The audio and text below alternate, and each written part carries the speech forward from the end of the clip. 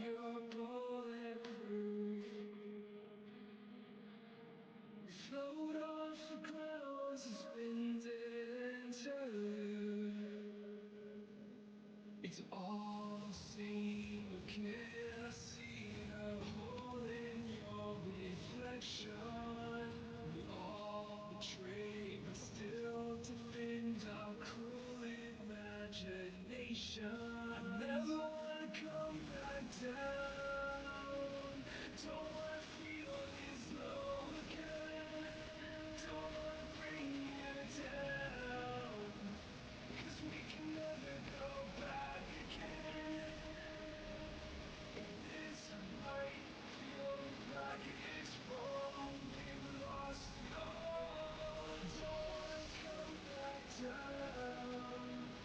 'Cause now I'm hanging on by a thread.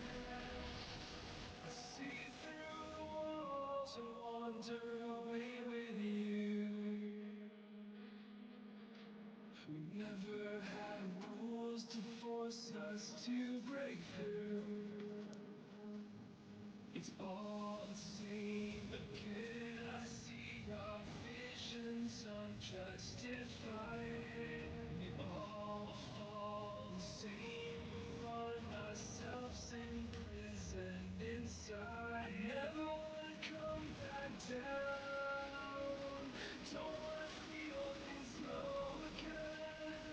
Don't wanna bring you down. 'Cause we can never go back again. This might feel like it's wrong. We've lost it all. Don't wanna come back down. 'Cause now I'm hanging on by a thread. Through holes I've been. Now I'll see the sky beneath us.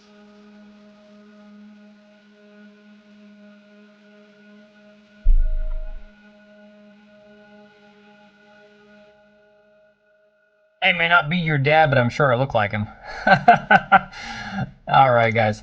I'm going to go ahead and open things up here a little bit sooner than I was expecting because I want to get the invite link sent over to Kilted Cajun so we can get him in here. Regardless of who wins, nobody actually wins because neither has made a game in 10 years. Ooh, oh, sorry, a good game. You know, you're not wrong.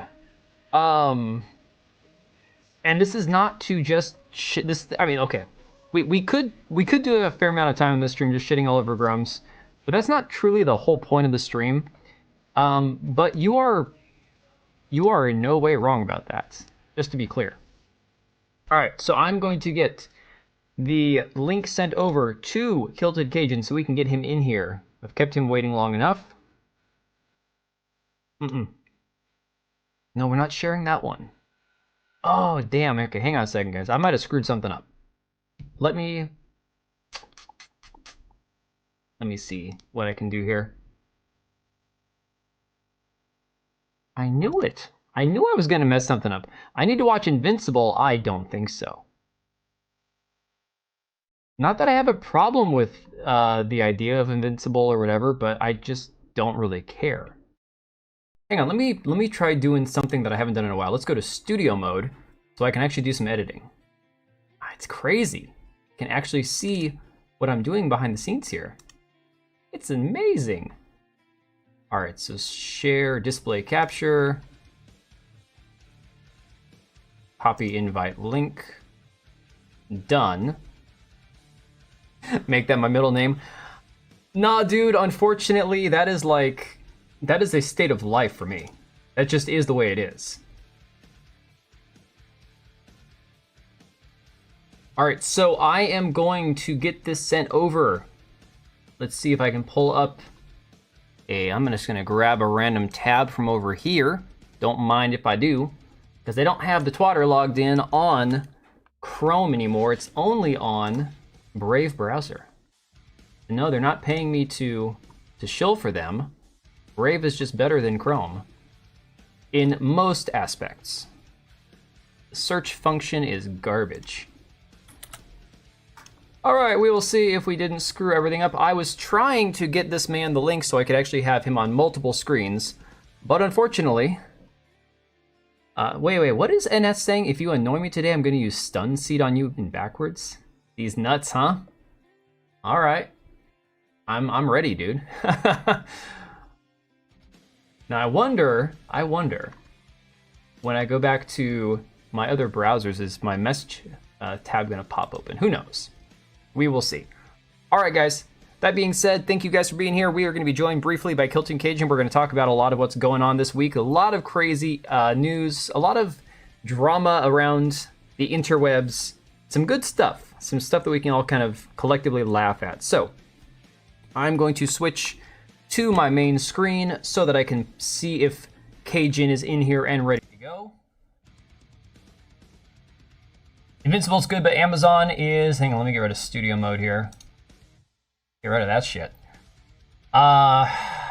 Amazon's also not funding it properly on purpose because it's the only good thing they have, so they know everyone will watch it because everyone has Prime for packages. You are not wrong. You are so not wrong, it's not even funny. It's crazy how they got us all by the by the nuts because they know that we have all got freaking Prime. All right, so I've got this set up. Hopefully he'll be here in a minute. Brave over Firefox over Chrome over Microsoft Edging. Yes, Microsoft Edge is cancer. There is no doubt about that in my mind. Microsoft Edge is the worst thing to ever happen to Internet Explorers of any kind. But anyways, guys, I don't know if any of you have been paying attention to what's been going on around Assassin's Creed Shadows. I've got an article that I wrote up that we're going to go through briefly here in a minute. Some really interesting things going on, and of course, we'll touch briefly on that first Berserker Kazan game, which I do believe comes out very, very soon here. If not tonight, then tomorrow night. In fact, while we're waiting, let me see if I can find when this game actually comes out. Signed to source. Well, let's see here.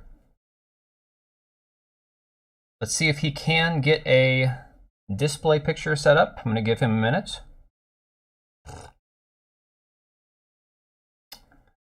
Unfortunately for our guest here, I'm not sure if Streamlabs will allow him to put a photo in place of like where his webcam would be. Hopefully he can.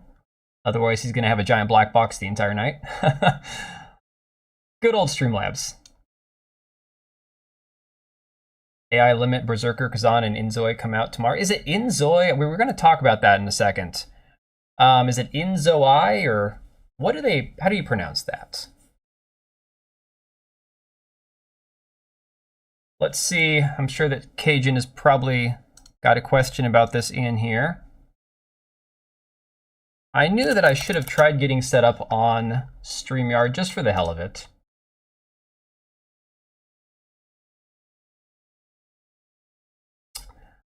I cannot hear you, Cajun. No audio at all.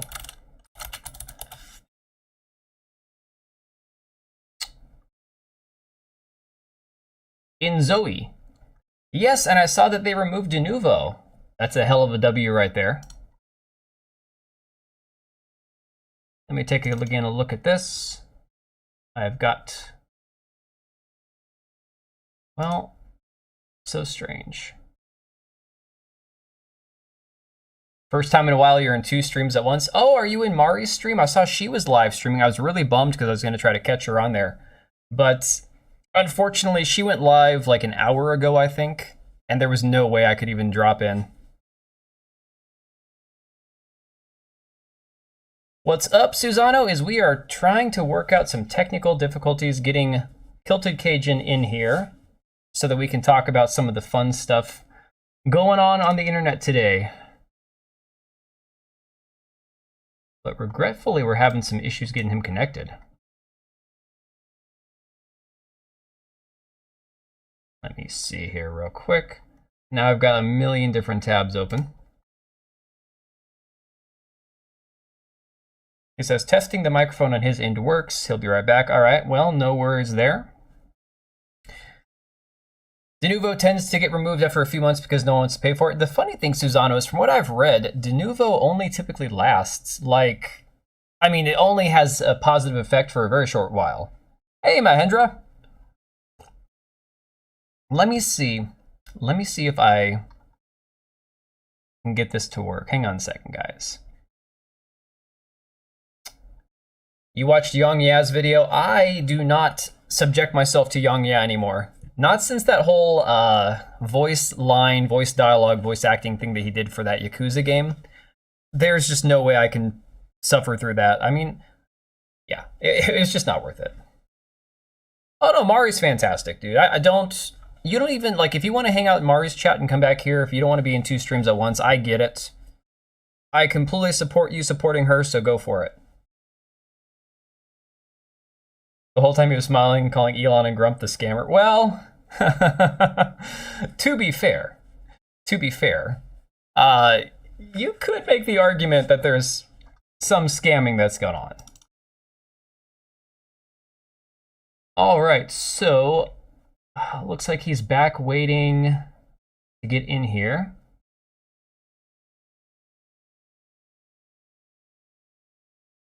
But yeah, my apologies, Cajun. I don't know what's going on. Still have no audio. He's not talking much? Okay. Oh, Patriot, do you not have Mari's channel? Susano, could you drop a link? You should be able to in the chat. Unless Streamlabs catches it and tries to kick you to the curb. The death of Denuvo was in Hogwarts Legacy got cracked opening week. Yeah, I mean, to be fair, like I was saying, Denuvo doesn't really do much good for a very long period of time. It's really like a short-term thing. I believe it's just to try and prevent people from cracking the game before release or upon release. Oh, running a test with audio and it's registering on my end. That is so weird. Very, very odd. Well, let me just do this. I could test. It's going through the web page at the moment. Okay. Did it let you send it, Susano?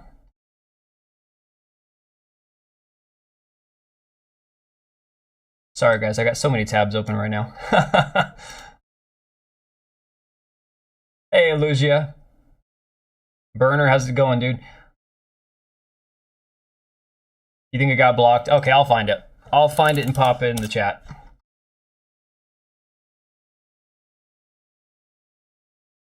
Probably going to, let me see. Oh, there it is. Oh, she's doing pretty well. She's got 19 viewers right now. It's awesome.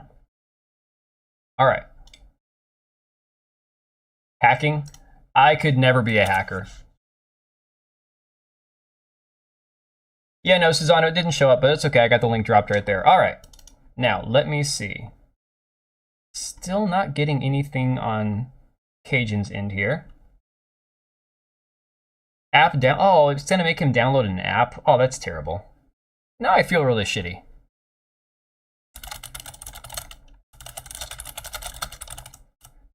Yeah, I need to set up StreamYard for these multi-streams. I hate StreamYard with a passion. I think it's just kind of annoying. To be honest, it's the one that everybody uses because it's convenient, obviously. But at the same time, I just have to be different. Oh, Mahendra, he instantly made a video. Oh, well, look, you got to strike while the iron's hot. So if people are roasting Grummz, if they're roasting Elon, she's beating you in popularity. Dude, that female privilege is real. I don't even hate it. I can't. You can't hate on it. It is what it is. You're on Hypnotics and watching Endymion roast Cowboy. Dude, that guy is so soft, it's not even funny. Okay, do you guys know the whole fighting cowboy guy? He has all of us blocked. That entire situation, the person, I guess, that was saying racist stuff about Yasuke in his stream, it was like joking about, like, you know, hide the Glock or something. Something like super not offensive. I mean, it's offensive if you're like super snowflake about it. You're gonna go to her stream for 5 minutes? Hey, go for it, dude. Denuvo's hard to crack. Empress has terminal autism, so when he wants to play a game, he makes sure there's a crack for it. Well, there you go. If you start streaming again, you'll be hiring a woman to face it.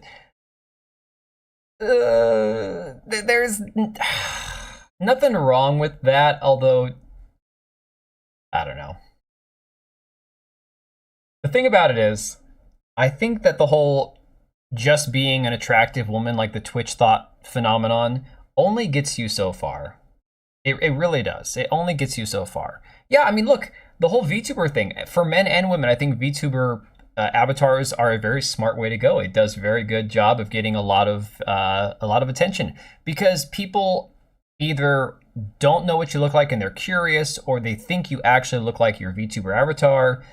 So it is what it is, you know? Weirdest thing is how shaky his voice gets. Yeah, well, oh, I was not sure if he actually saw some of my posts the last couple days or not. He follows me. He likes some of my stuff once in a while. That's cool. He offered to have me on his stream on his Saturday Night Hypnosis a couple weeks ago, but we were talking about it, and it's like, yeah, it's really tough for me because they're done by the time I'm even streaming.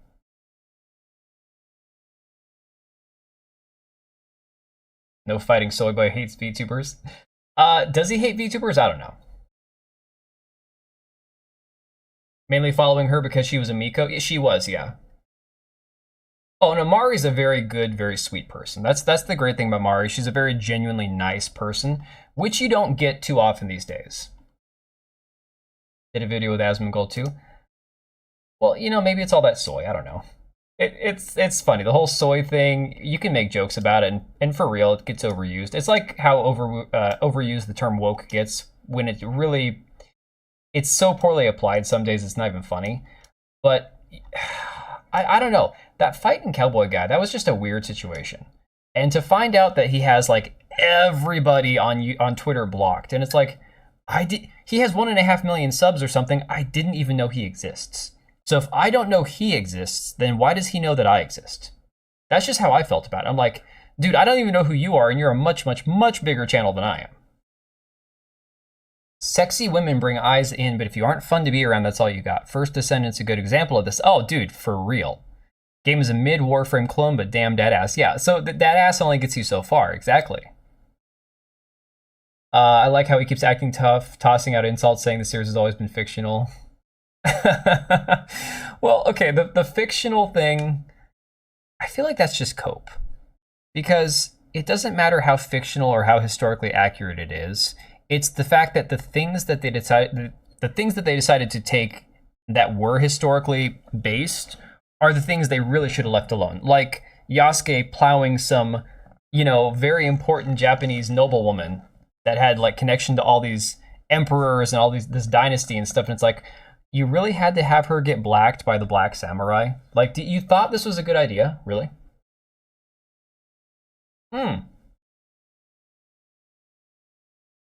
No, God, Mari speaks like 4 languages or something. It's insane. But yeah, no, I get that. So I'm always like, we're always chatting, like when we're in streams and stuff, like trying to learn new words. She's joked about teaching me Japanese on stream. It's like, there's no way. I would never be able to learn. We had Trump making fun of the white dudes for Harris thing openly. We're not in 2016 anymore. We're dunking on. John, I can't say that on YouTube, man. Oh my God. As a furry corn artist, I had extensions to auto-block people under 18 on Twitter for the longest. Okay, well, there you go. See, here's the thing, though. People are like, oh, you shouldn't post X, Y, or Z on Twitter because there's children on there. And I go, why are there children on there? I have children. I have a 12-year-old. He has a phone that he has for like emergencies and stuff. He's not allowed to have Twitter. He's not allowed to have Instagram. He's not allowed to have any social media. So the argument that, oh, there could be children on there, well, there shouldn't be. It's like, are you going to go around policing the entire internet because there might be children somewhere? Oh, Cajun, I don't hear you yet. This is awful, man. You have no idea how to use the Streamlabs stuff. Oh my God, dude. I should have tried to work through this earlier on.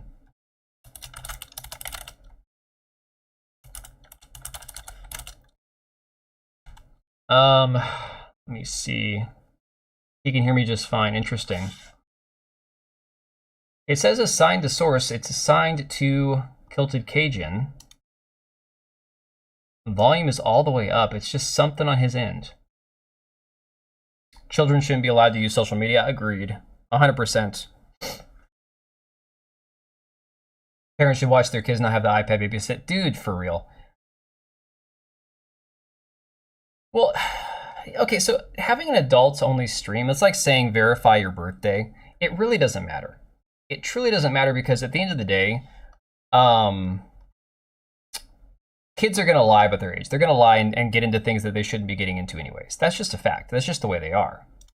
So you can only do so much to police the internet. All right, let me see. I haven't tried to use it. This is the shitty thing. I've never tried to use it from the other side. Mighty Mouse, who the hell is that?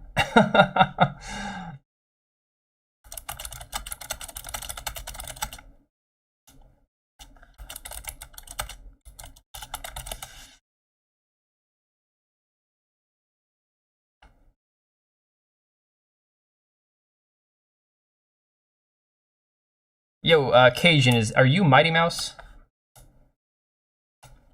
Hey, Master of the TDS, how are you doing, buddy?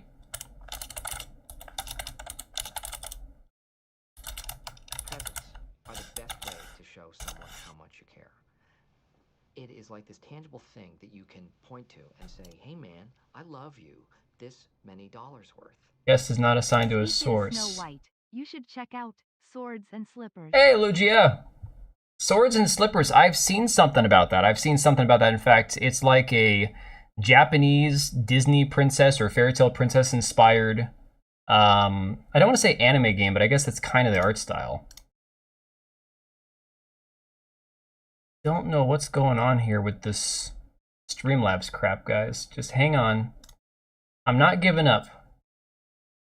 It's attached to his YouTube channel. Okay, hang on a second. Occupied, if you continue, will be unassigned. Okay, cancel. So, yeah, I can see your source, Cajun. I can't hear you. There's no microphone at all. Dude, Lugia, thanks for the 5, dude. Appreciate it. Getting the French syndicate to delete part of their website. We were talking about that on Discord. I was so confused. I was watching your video at work today. I'm like, okay, I need a summary of this because there was so much there. It's absolutely crazy how much this, how deep this goes. Absolutely unreal. My first interaction with the internet was AOL as well. Dude, honestly, back in the dial-up days, that was the best thing ever because you didn't know half the time. It was kind of like a hope and a prayer that you were going to get the internet to work. And then once you finally got connected, it's like, all right, you can check your mailbox and that's about it.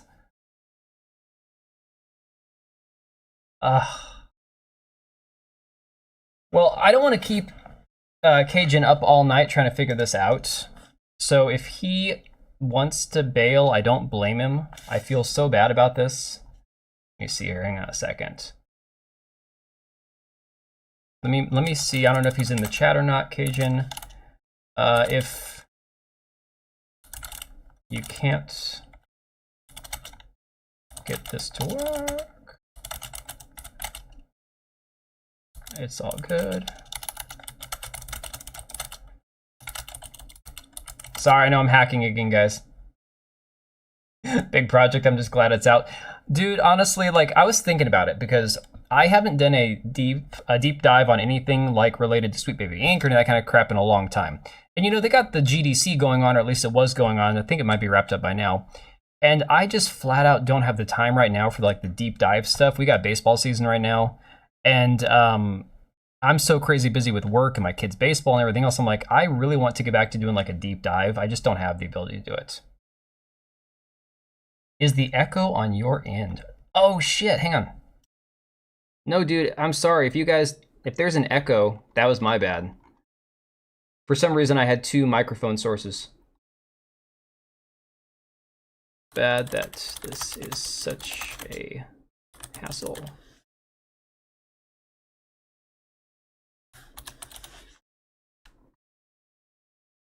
You hear no echo? No, he was right. There was two audio sources.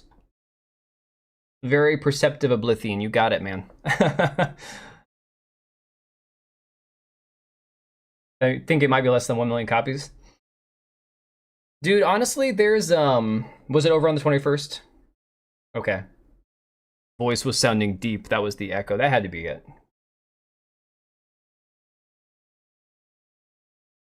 Well, we're gonna give it another go, I guess, and then if we can't make this work, I'm gonna let him go because I don't want to keep him up all night trying to connect to this. I feel terrible about that. I feel awful that we can't make this work. The cats in Inzoe remind me of the indie movie Flow by the Blender Foundation. Won a few film awards. I honestly, up until like a couple days ago, I knew nothing about this at all. Oh, today's Nintendo Direct. Okay. So apparently, they've reached the #1 spot on the Steam wishlist charts. Their official account says the incredible milestone wouldn't have been possible without your unwavering support and enthusiasm. We're profoundly grateful for every single one of you who has shown interest and belief in our game. We all wanted to see the Kilt and the Cajun. Dude, I was so hyped about tonight. I was like, I was pumped. I mean, honestly, Kilted is one of my favorite channels. Like when a new video pops up, that's like the first thing I watch. Because I like that really dry sense of humor. I like that sarcastic, witty kind of stuff. You don't get that very often. So I was really hoping to make this work, and it's fine. If tonight doesn't work, I'll get him back on a different night. Maybe I'll try to get StreamYard working by then. I don't know. I know that he knows how to work StreamYard. It's just Streamlabs is not necessarily the most user-friendly thing in existence. Don't want to play it myself. Glad people like it. Yeah, I'm glad people like it too. I'm glad that there are still things people enjoy, despite, you know, all the drama and negativity that we all peddle all the time, right? There are still good things out there. I'm just double checking to see if there's anything else on my end that I can do to fix this, but I have so limited options, it's not even funny. Am I gonna watch it? I mean, depending on the time. If it's too early, what time is the Direct on? Because guys, remember, I'm on Pacific Coast time, so I'm on the West Coast. So a lot of times the Nintendo Direct, like I've got a buddy in California, he lives, eats, and breathes the Nintendo Directs. So he gets up like ass crack of dawn to watch them. Just like City Skyline and SimCity. Oh, okay. So it says, on March 28th, you'll finally be able to dive into Inzoe. Oh shit, this game comes out in 2 days. That's crazy. Can't wait to welcome you into the game and continue this amazing journey together. Of course, you got the cats, right? There's got to be cats in a game, or otherwise it's not going to be good. Try to enjoy books, but there's so many of my genres suffer from sex and swearing and using the word they improperly, so I can enjoy them at the same time suffer them. Yeah. Yeah, I feel that, although I just have a backlog of books that I really need to get around to reading.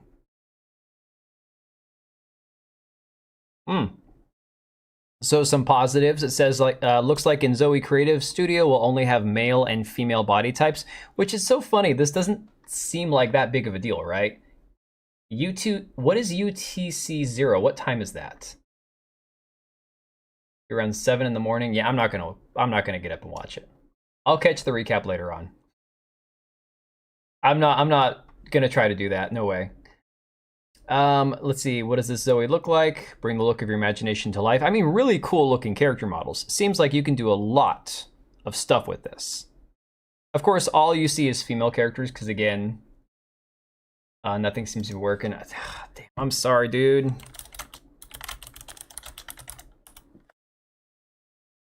It's London time. Oh, interesting.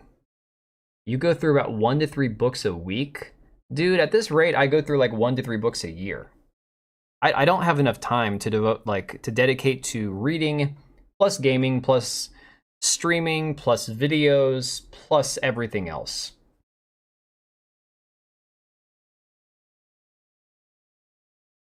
This is just nuts. Like at one point, he had a black screen, so I thought maybe he just had it ready to go except for like no profile picture. But now it just doesn't have any audio, nothing's connected.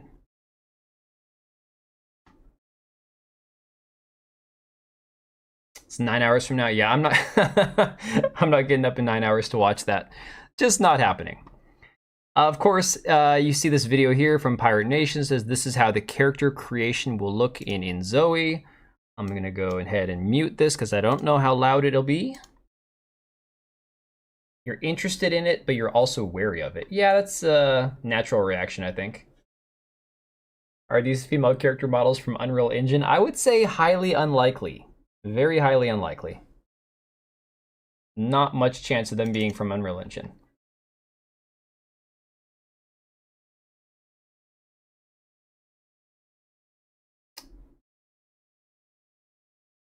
Only thing I can think.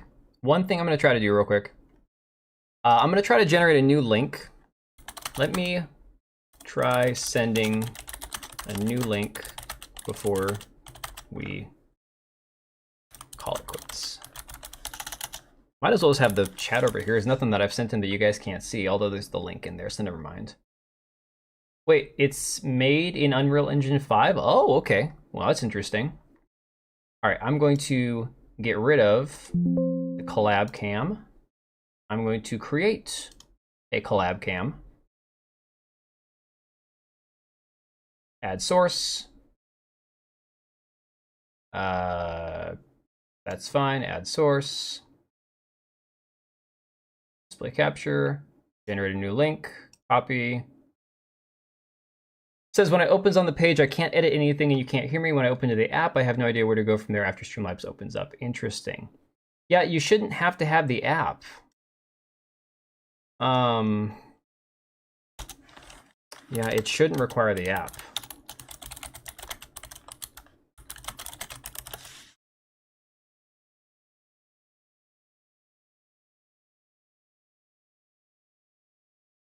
That's why they like this. Should have figured this. Dude, honestly, here's the thing. We've talked about this before. I have no problem with characters having, like, you know, sexy characters and all that, or video games having sexier characters and all that. But at some point, it seems like 90% of the marketing for half of these games is just like half-naked women. Which, if that's what you're into, that's fine. But for me personally, it's like I care a lot more about gameplay, story, everything else involved than just having, oh look, like again, like the whole First Descendant situation, right?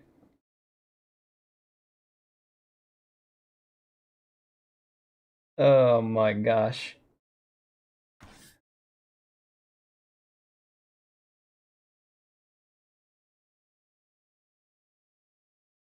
A second, let me see. I make my own characters because I don't like the primary character assets anyways. Yeah. Well, for me personally, I don't like to spend that much time on character creators. I tend to be like, all right, well, that's enough of that.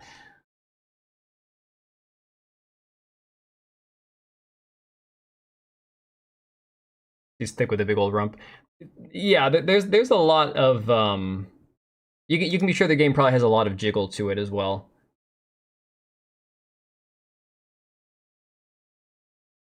Microphone at the bottom of the page is lighting up green, so it's detecting my mic. Well, then what is stopping? Well, see, here's the thing. It's looking for...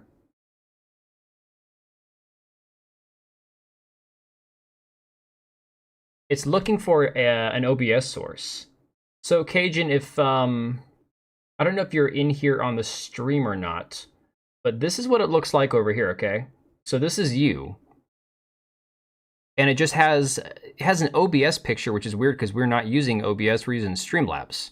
I'm pretty sure that's the icon for OBS.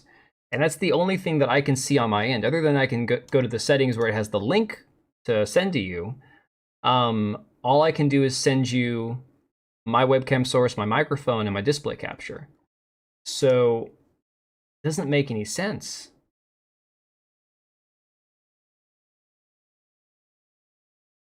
So bizarre, I don't know.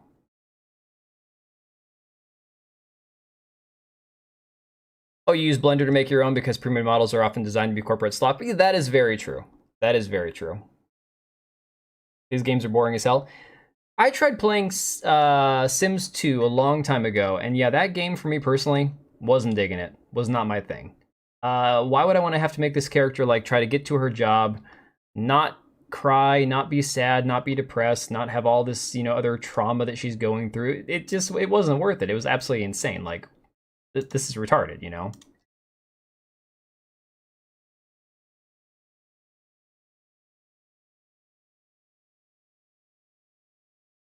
Well, Mahendra, I guess that depends on whether or not we're actually calling the game pornographic or not. And again, I hate to use the term if it's not properly applied. So, assigned to source. Man, I thought we were going to go 3 for 3. I thought we were going to get this figured out. We had 2 guests before. I thought we could go for 3. You're going to cry, dude. I feel awful, dude. Like I said, so on my end, this is truly all I can see of this is just like collab cam, Kilted Cajun, you're right here. I can let me do this because even though I don't hear you, Huh. oh, whoa, there we go. Hang on a second. Hang on. What? What? I got you. What? I got you. You can hear me? I can hear you. Oh, now we just you don't get to see my beautiful TV head. Oh, that's okay. Honestly, though, I'm happy that we at least have you here. That's the positive. Okay, it looks very different on my end. Let me show you. I'm gonna send you. Yeah, I've still got Twitter open, so if you want to send that to me, I'm curious Yeah, what it looks like on your end. This is what it looks like on my end. I mean, there is nothing I can do. This is So the funny thing is, I thought you'd be able to set a profile picture through this. Apparently, this is just video, not like the ability to set a profile picture. That's very strange. Oh. I think the reason why so if you didn't know, Streamlabs OBS is a copy of the OBS. They took the source code and everything from there. I'm just gonna have the stream open. I'm gonna have everything. I'm gonna have the your live stream open on my other monitor. No worries. Yeah, so they just copied. I started using for my recordings and everything. I started using the Streamlabs OBS, but then one little thing it couldn't do at the time. I couldn't take a picture and put it at a different angle, and that was enough for me to get frustrated and learn how to use the regular OBS. I just ran into that the other day. That was something that I was trying to do for on my stream. I'm like, why can't I rotate this? Like I can flip it. I can flip it horizontally. I can flip it vertically. Why can't I rotate? Like, why is that not an option? Here's what I'm going to do. But it's a pain. Yeah. I just prefer I moved all my settings from Streamlabs OBS over to just the regular OBS, and I haven't looked back.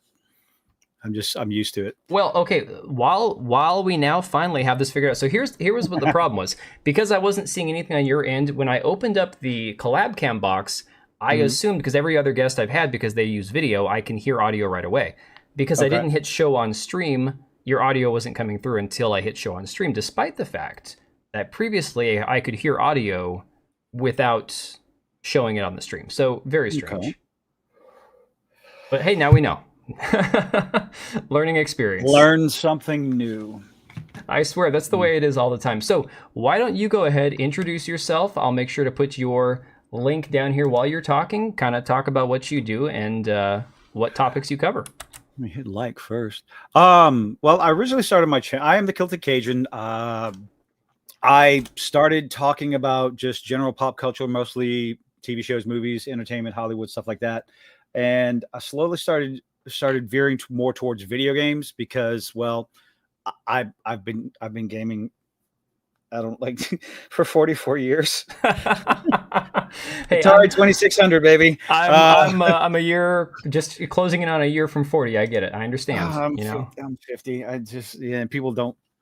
I don't know. I'm juvenile. I'm immature. I've been gaming pretty much my entire life. With a brief period of being a World of Warcraft gremlin. Oh my. Okay. A good 10. I was there open beta from day one. Played for 10 years shortly after. I'm just going to hide you behind your own picture here. Hang on. What's that? So I'm going to hide you behind your own image here. All right. But mostly what I talk about is just people saying foolish things that can affect the marketing, like developers, Hollywood. Hey, look at me. That's big. I'm shrinking you down a little bit. There we go. But I talk about the nonsense going on in the entertainment industry. Whatever I find interesting, whatever I find foolish. A couple of times it has lost me subscribers because I guess I went after the wrong people.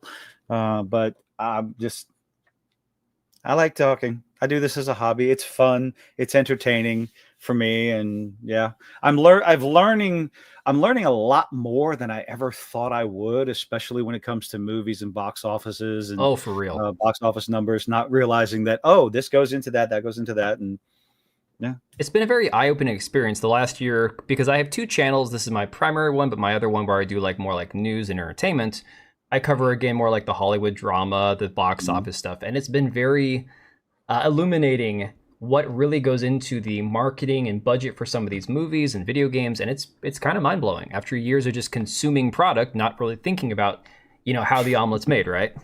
Yeah. So you're an old man too. You had Atari. We all had Atari, though. I mean, Atari was great. My earliest, my most vivid memory, and I talk to my dad about this all the time. I just remember staying up till the wee hour. I don't know how late it was, but it was the last time my dad touched, pretty much last time my dad touched the Atari, playing the original Pac-Man on Atari, trying to, I don't know if he was breaking them. I think he was trying to break 1,000,000 points. oh Just man. and if anybody remembers playing Pac-Man on the Atari, the further you got in the game, the faster everything went. And he was just cruising through everything. And I was absolutely mesmerized by the skill of my dad when I was 6 years old. It's incredible going back and playing those games because I still have my original Super Nintendo. I got rid of my original Nintendo because it stopped working.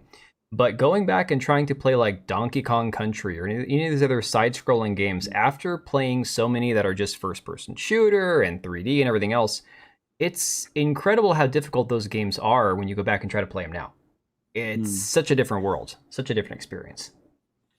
I remember introducing my oldest at the time. I think he was probably in his early teens, to Mega Man.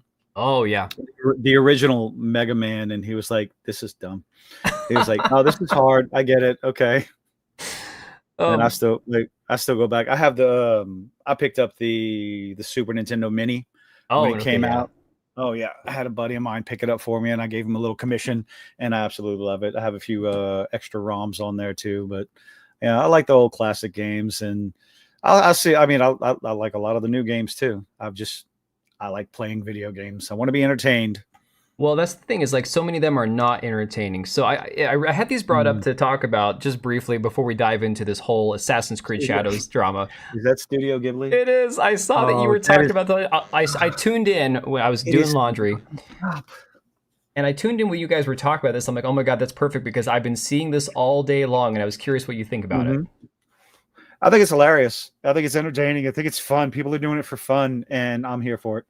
And that's the crazy thing too. It's not just the images; it's like the actual video and AI stuff. And it's they're doing video. Yeah, this is all video on this one.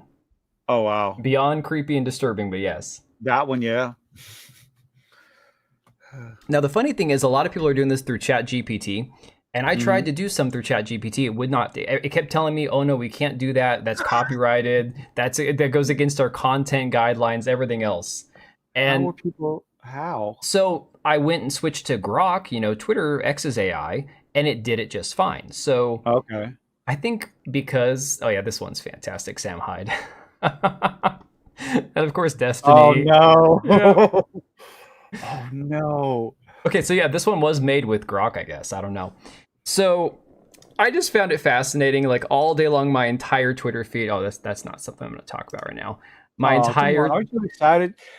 I would be more excited to play that game, or at least to try it out, if it weren't for The Last of Us Part 2 drama.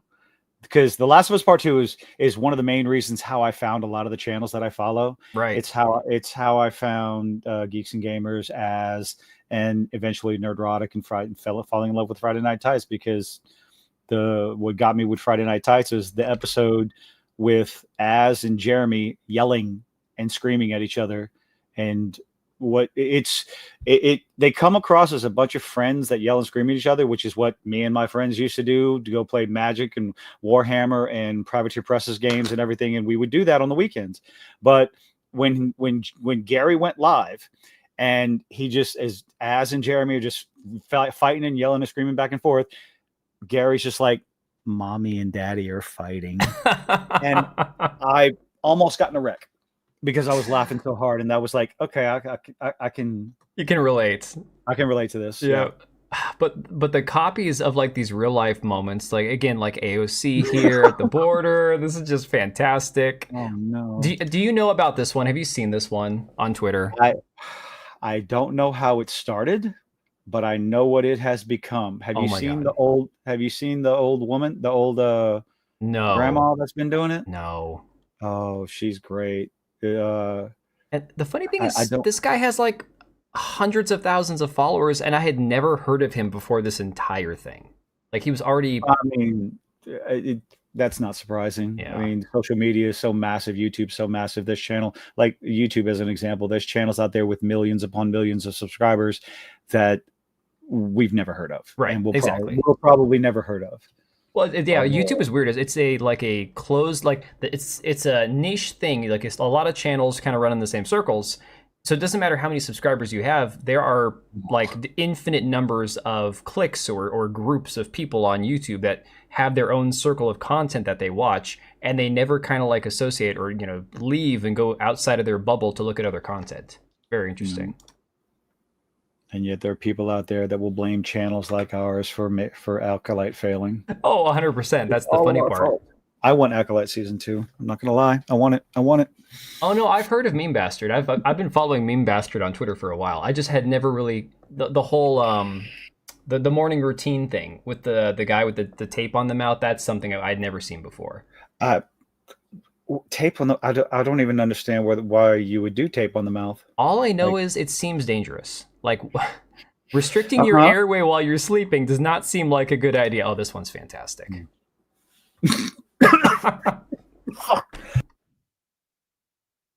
I was not prepared for that one. No, this one this goes really hard. It's really funny. Again, classic memes reimagined. It's fantastic. And again, I'm not the biggest fan of everything AI, but when you see how it's applied, Oh no! Wait, Chris Chan. Oh no! Yeah. I thought that was the medallion. That there be the dreaded medallion. The things that you know and that you never wanted to know and wish you didn't know. Well, that goes back to the whole YouTube conversation. Up until a couple of years ago, if you'd asked me 3 years ago who Chris Chan was, I would not have been able to tell you. Now, unfortunately, I know way too much about him. Lag spike? Oh no. Just a little bit. You stuttered for a minute. Well, half a second. You know, the funny part is I've got like incredibly fast internet here. Okay, we're back. Are we back? Yeah. Okay. I've got really good internet here, but for whatever reason, it's occasionally unreliable. I'm not sure what the issue is. It did this to me last Monday when we were streaming as well. So, yeah, we all wish we didn't know who Chris Chan was. Let's be fair about that. That's kind of a thing. And then of course, DSP, Boogie. Oh, DSP. DSP is within driving distance of me. I could go visit DSP, but I'm not gonna. I had a buddy who was like, "You need to go interview DSP for me." I'm like, "Hell no." Oh, Lord. Why would I subject myself to that?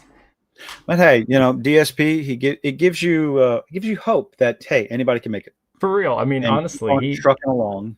He had like $150,000 in like IRS back taxes or something, didn't he? It was some crazy number. I haven't dug that far into it. I just see clips every now and then. And of course, Gundam's. It's a Gundam's deep dive into it. Oh yes, I haven't watched It's a Gundam in a long time. It's been probably months since I watched his videos. But I kind of felt like this was a good one to leave off on because this was Elon, of course. I saw that one. That was great. Yeah. And that kind of ties into the main topic being Assassin's Creed Shadows and Elon. But before we fast forward to that one, I kind of want to talk about one that's adjacent to that because I know that we've had our similar opinions on people that have decided to, let's just say, infiltrate or give like the anti-woke side of things a bad name. Namely accounts like Yorch and John Della Rose and, of course, Fandom Pulse, who I used to write for. But this one here is a Bounding Into Comics article that I saw on Twitter about how Japanese shrines featured in Ghost of Tsushima are announcing that they full tourism ban after an unacceptable act of disrespect was committed by foreigners. again, tourists are the worst people alive, and I wish that they weren't, because I would love to go visit places like Japan, but I hate tourists, so it makes it to where I'm like, I don't even want to go because I don't want to be a tourist. I don't want to be lumped in with those people. I think it's more than just tourists. I think it's people who want to get videos for clicks. They're trying to get notoriety. They're trying to go viral. So they're doing rather foolish things, to say the least. I saw this article. I just hadn't gotten around to reading it yet. And I'm just wondering, what are people doing? I don't know if they go into detail about what exactly happens or what happened, but it says, as to the reason for the visitation ban, characters explained at approximately 4 p.m. on March 22nd, a highly serious and unacceptable act of disrespect was carried out by a foreign individual. That's as much as they go into, detail about that.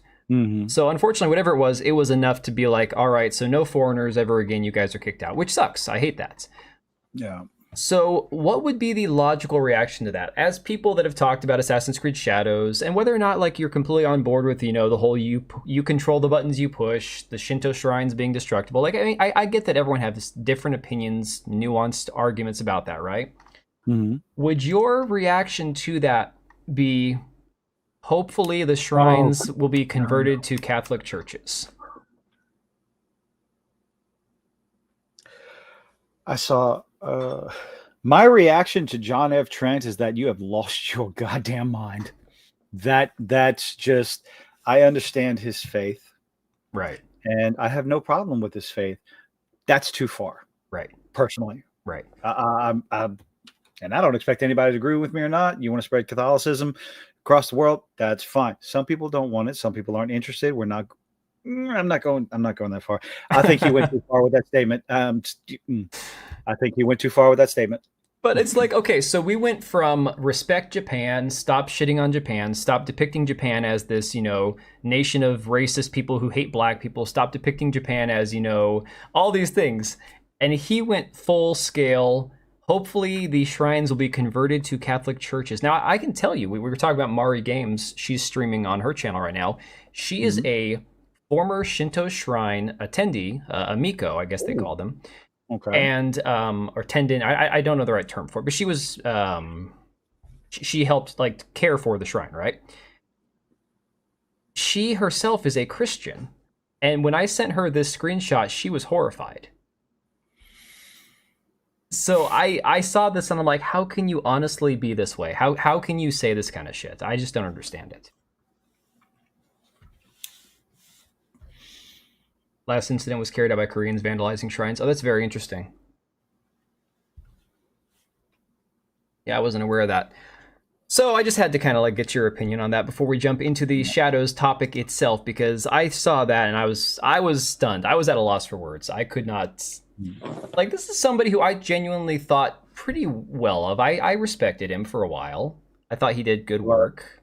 I lost respect for him whenever he claimed censorship is bad unless it's for my, unless it conforms to my personal beliefs. Exactly. And that was one of those arguments I had with him and John Della Rose before John Trent unfollowed me on Twitter, was they tried to claim that shutting down a website for a government agency was censorship. I'm like, no, that's called smart business. A shutdown agency doesn't need a website. That's not censorship.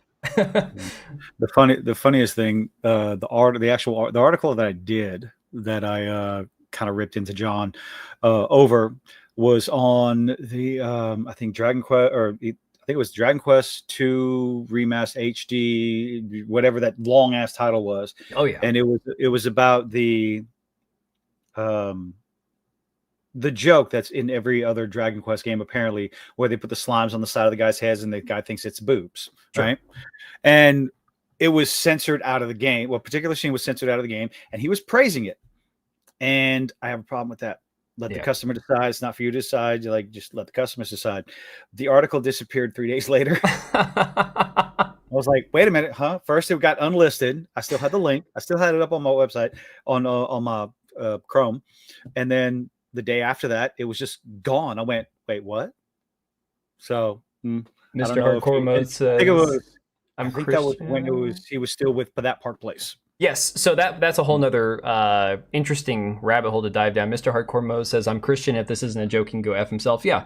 No, honestly, I think that's how a lot of people feel. Like, okay, it's one thing to say, Yeah, you can spread your religion, you can have your faith, you can have all the beliefs that you want. That's good. And generally, I would agree with that. But it's like, why would you also then try to go to another country that has existed for centuries and say, hopefully we can convert their shrines into our Catholic churches? That's just some weird shit. I'm sorry. That's just strange. I think they did that once before in the history of mankind, but whatever. Yeah, exactly. So that being said, this has been something that I have seen like blowing up all over Twitter. It's been fantastic it's to hilarious. watch. What's that? I thought it was hilarious. I thought it was great too because it's a great burn. It's a perfectly awesome burn. Burns are great, even if it's somebody who you quote unquote are supposed to be on the same side of. If the joke's good, bring it on. Right. So yeah. PC Gamer had to run this article out there. It says Ubisoft scores a legendary ratio against Elon Musk on his own platform. I don't know why this own platform thing is a big deal. Not everybody who uses Twitter is going to support Elon Musk. I'm like 50-50 on Elon. I like some things he does. I criticize a lot of shit he does. I like him because he's a troll. Yeah, well, that's the part I like. Doesn't mean I trust him. I don't believe that Elon has my best interest at heart. Who would? I mean, it's a business, right?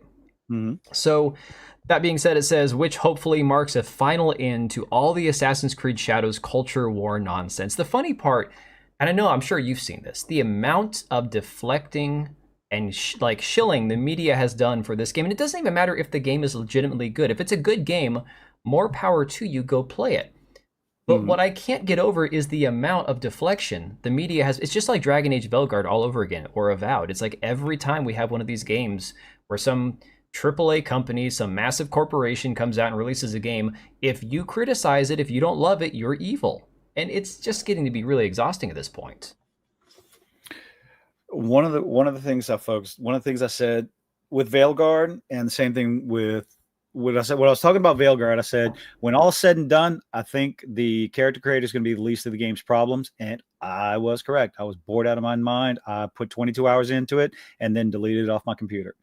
And what I said with Assassin's Creed Shadows, I said Yasuke being a samurai in this game is going to end up being the least of the game's problems. And after everything we've seen, I think I'm right again.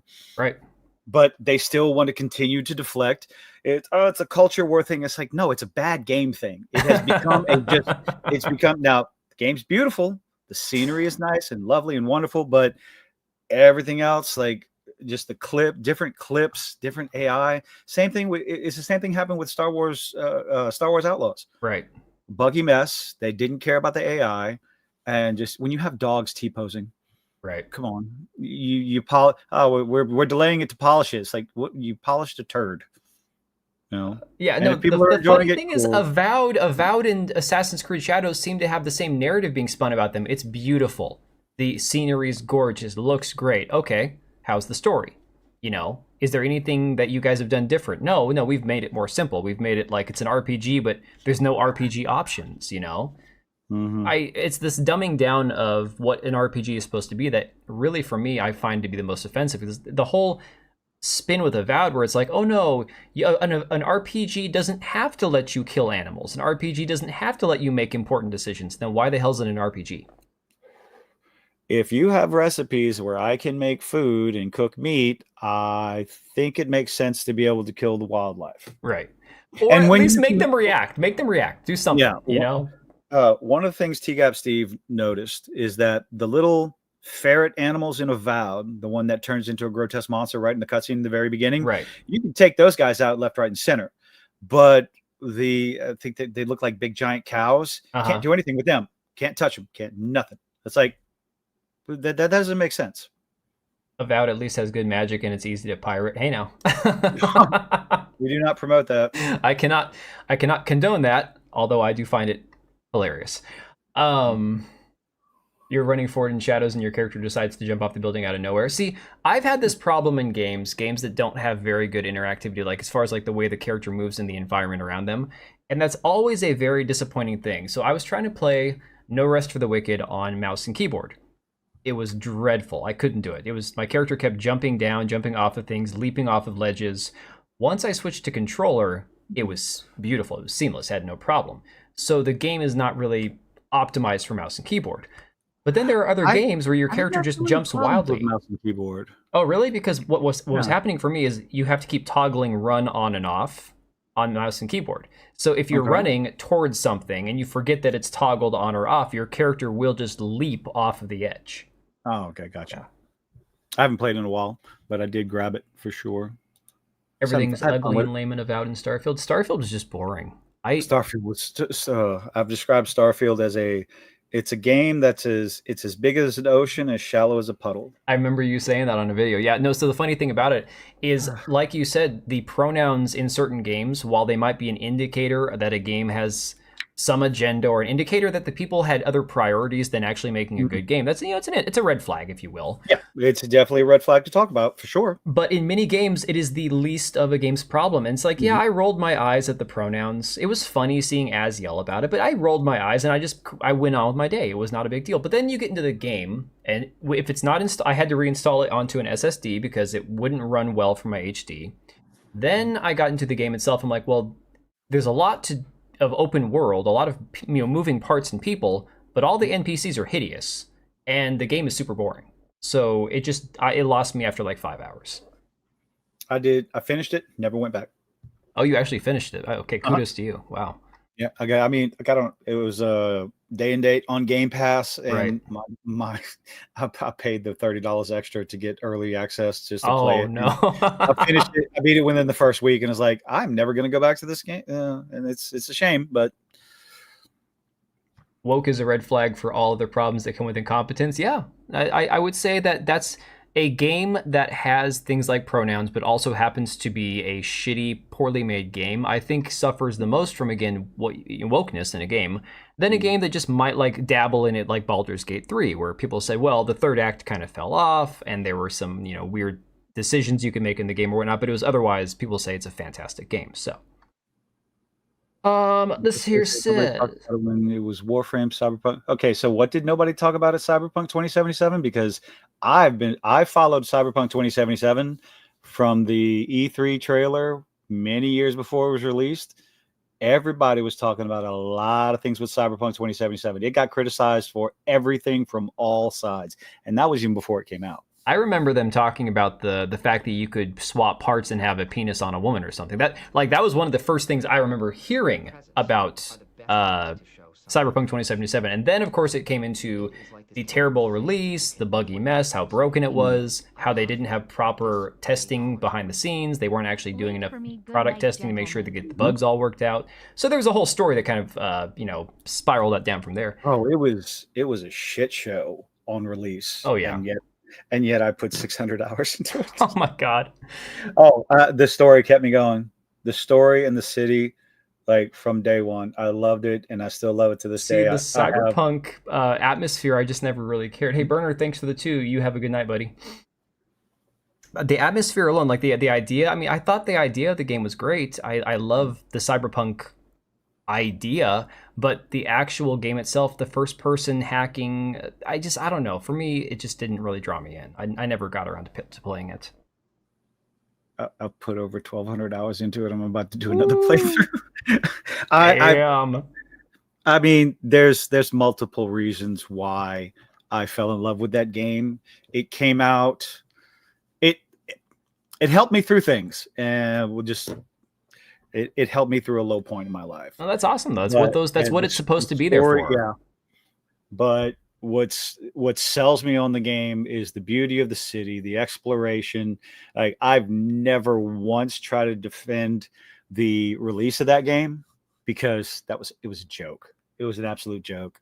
Blame whoever you want to, and CD Projekt Red deserved all of the criticism that they got. But what it is now with Phantom Upper Liberty, Echelon?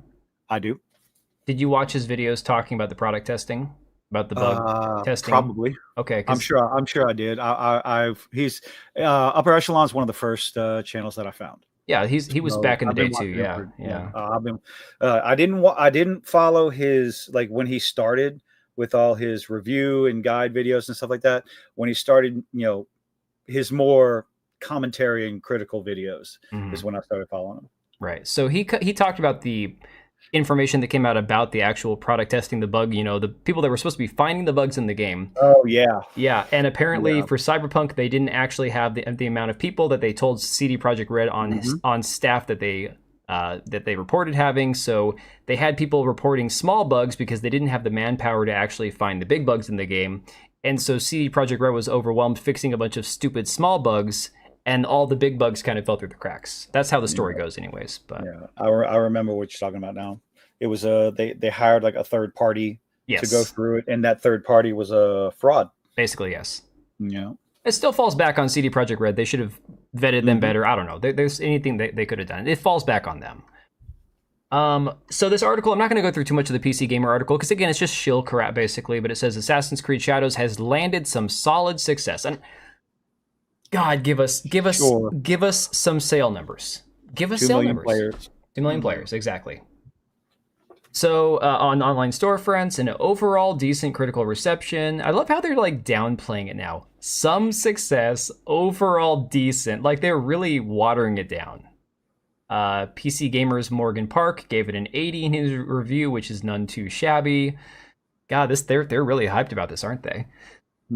To celebrate, Ubisoft has gone from avoiding treading on eggshells to getting its biggest, chunkiest eggshell stomping boots and marauding through an eggshell field while laughing uproariously, scoring one of the biggest ratios I think I've ever seen on social media. Now, again, you can enjoy the ratio, but it's like these guys are wetting themselves talking about it. It's just incredible. Yeah, I mean, you got one side, you got this side of the aisle that's just cheering it on, and then you got some people crying that their social media account made a joke out of them, and it's like just take the joke and move on. It was funny.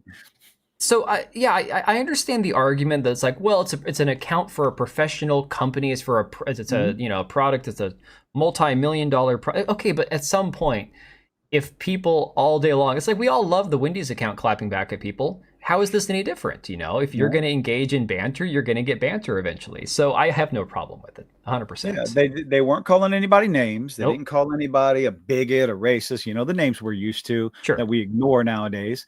It was just a joke. Yep, and it was a good one, and it really hit home. For context, Ubisoft has found itself in the unenviable position of being caught in the midst of an ongoing culture war over whether video games are woke or not. They kind of reduce it down to like really bare bones arguments here. They refuse to admit that the last two games, Star Wars Outlaws and Assassin's Creed Shadows, are buggy, atrocious messes of a game. They don't want to admit it. Like there's evidence all over the internet of how bad the games were when they came out as far as bugs and glitches. And bringing back to Cyberpunk 2077, CD Projekt Red was eviscerated over the mess. But even me absolutely loving Cyberpunk, I love it. I love the game. But I'm not going to deny the mess that it was, and to deny the mess that the past two Ubisoft games is like you're denying reality. There's no objectivity there, and that's the problem I have with a lot of what's going to be talked about in the next few minutes here is objectivity. You have to be willing to say a good burn's a burn, a bad product is a bad product. It doesn't matter how much you respect somebody, how much you hate somebody, how much you love what a company has done in the past, or how much you love a franchise. If I play a Legend of Zelda game, one of the original games that I played on our original Nintendo, and I don't like the game, I'm going to criticize it because I don't have any feeling like I have to defend $1 million corporation. I don't understand this weird mindset, but you have stan accounts on Twitter, the people who have absolutely no life or who may actually be bots defending celebrities, for God's sake. I mean, of all the things to defend, it's just insane. You don't want to get that $400 gift box from Ubisoft? Hell no. No, absolutely not. So yeah, it says woke, generally speaking, meaning anything with the wrong shape of a woman or a pronoun selection screen or a black person or a consulting company present during its development. That is to say, it's a word that's lost most of its meaning. I will agree that the word has lost meaning, but not for these reasons here. So, again, agree to disagree on that, I guess. This time they were bristling over the inclusion of historical black samurai Yasuke. Never mind that the over-the-top historical fiction in the series is a thing. Leonardo da Vinci, you'd be surprised to find out, never built a working tank. Nor the fact that Yasuke and the characters inspired by him have both popped up repeatedly in Japanese anime and video games. My favorite by far is Guilty Gear Strive, where his XP is a big vampire man with a skull mask and a banging theme song. So, again, it's just reduced to the same argument. And then, of course, they get into the fact that Elon got destroyed on the Twitter app. Okay, whatever. So, if Ubisoft had come out and said this is a dramatization, we've taken creative liberties with the characters, it wouldn't have caused. I don't think it would have caused as much of a stir as it did. But they came out and just tried to drive home Yasuke Samurai, Yasuke Samurai, Yasuke Samurai, even after the so-called historian was found out to be a fraud, right? Who's responsible for calling him a samurai? It's like, you want to put Yasuke in the game? Sure, he's a retainer. Okay. However, if they come out and say, for this game, we're doing this to make it, entertaining, I don't think it would have caused as much of a problem. Have him as a DLC character, have him as a side NPC, have any of those things would probably have had less of a visceral reaction. But then you see the marketing for it, and it's okay. I'm sure you've seen, because I'm not going to play the game, but I haven't played Assassin's Creed since I finished Unity, because Unity for me was kind of like, I was so bored with that story, I just couldn't continue after that. So I didn't play Odyssey, Mirage, or Valhalla. I didn't play any of those. Didn't play Syndicate. So something they've been marketing and hyping up massively in this game, which is weird because it's the first time they're in Japan. It's the first samurai Assassin's Creed, and they have, a giant black character, is the level of brutality in the game. Oh, look at these finishers. Look at the amount of blood splatter. So it's like, okay, you're not connecting the dots. You're not seeing why people are having a somewhat visceral reaction to the way that you're marketing this game. It just blows my mind. Especially given since Japan has strict rules about the level of gore and dismemberment you can actually show in a video game. It shows that they're just really not paying attention, is definitely what it boils down to, in my opinion. Let me go back, zoomed out here. After claiming to have cultural consultants. Yes, cultural sensitivity. Yeah, press X it out. I want a dinosaur in my not historically accurate game and a $5 mount. Yeah. The microtransactions in the game shouldn't surprise anybody, because that's just scummy Ubisoft doing what they always do. There's nothing new there. That's just Ubisoft. Stop accepting it. It's a single player game. Why? I think there is a battle pass in it, but it's free. Correct. Yes. So, and one of the Ubisoft shills, one of the shill accounts, I think it was Synth Potato, said that the thing about it is it's a free battle pass, but they shouldn't call it a battle pass because it kind of paints it in a negative light. Yes, I can agree with that. Yeah. There's a lot of terminology that gamers have. They hear it and they go, no. Oh yeah, no. You hear Battle Pass and instantly something bristles up, and you go, no, I'm out. I don't want to pay $10 a month, $15 a month. Try to work, because again, the other thing about battle passes, I paid for a battle pass one time back before Apex Legends got really, really cringe with all the gay trans crap in the game. Like before it was just, okay, well, there's a gay character, but it's just a gay character, whatever. Before everything was Fortnite skins, and they changed the recoil patterns of weapons, and everything was like, again, purple and pink and shiny, and it was just, the game is now like attention deficit disorder simulator. It's insane. So my kind of game. Yeah. I mean, sorry. So back in the day, when Apex Legends first launched, it was a spin-off of Titanfall, and it still felt like the Titanfall franchise. So it's in the same universe. So. Yeah, it's connected. It's the same universe.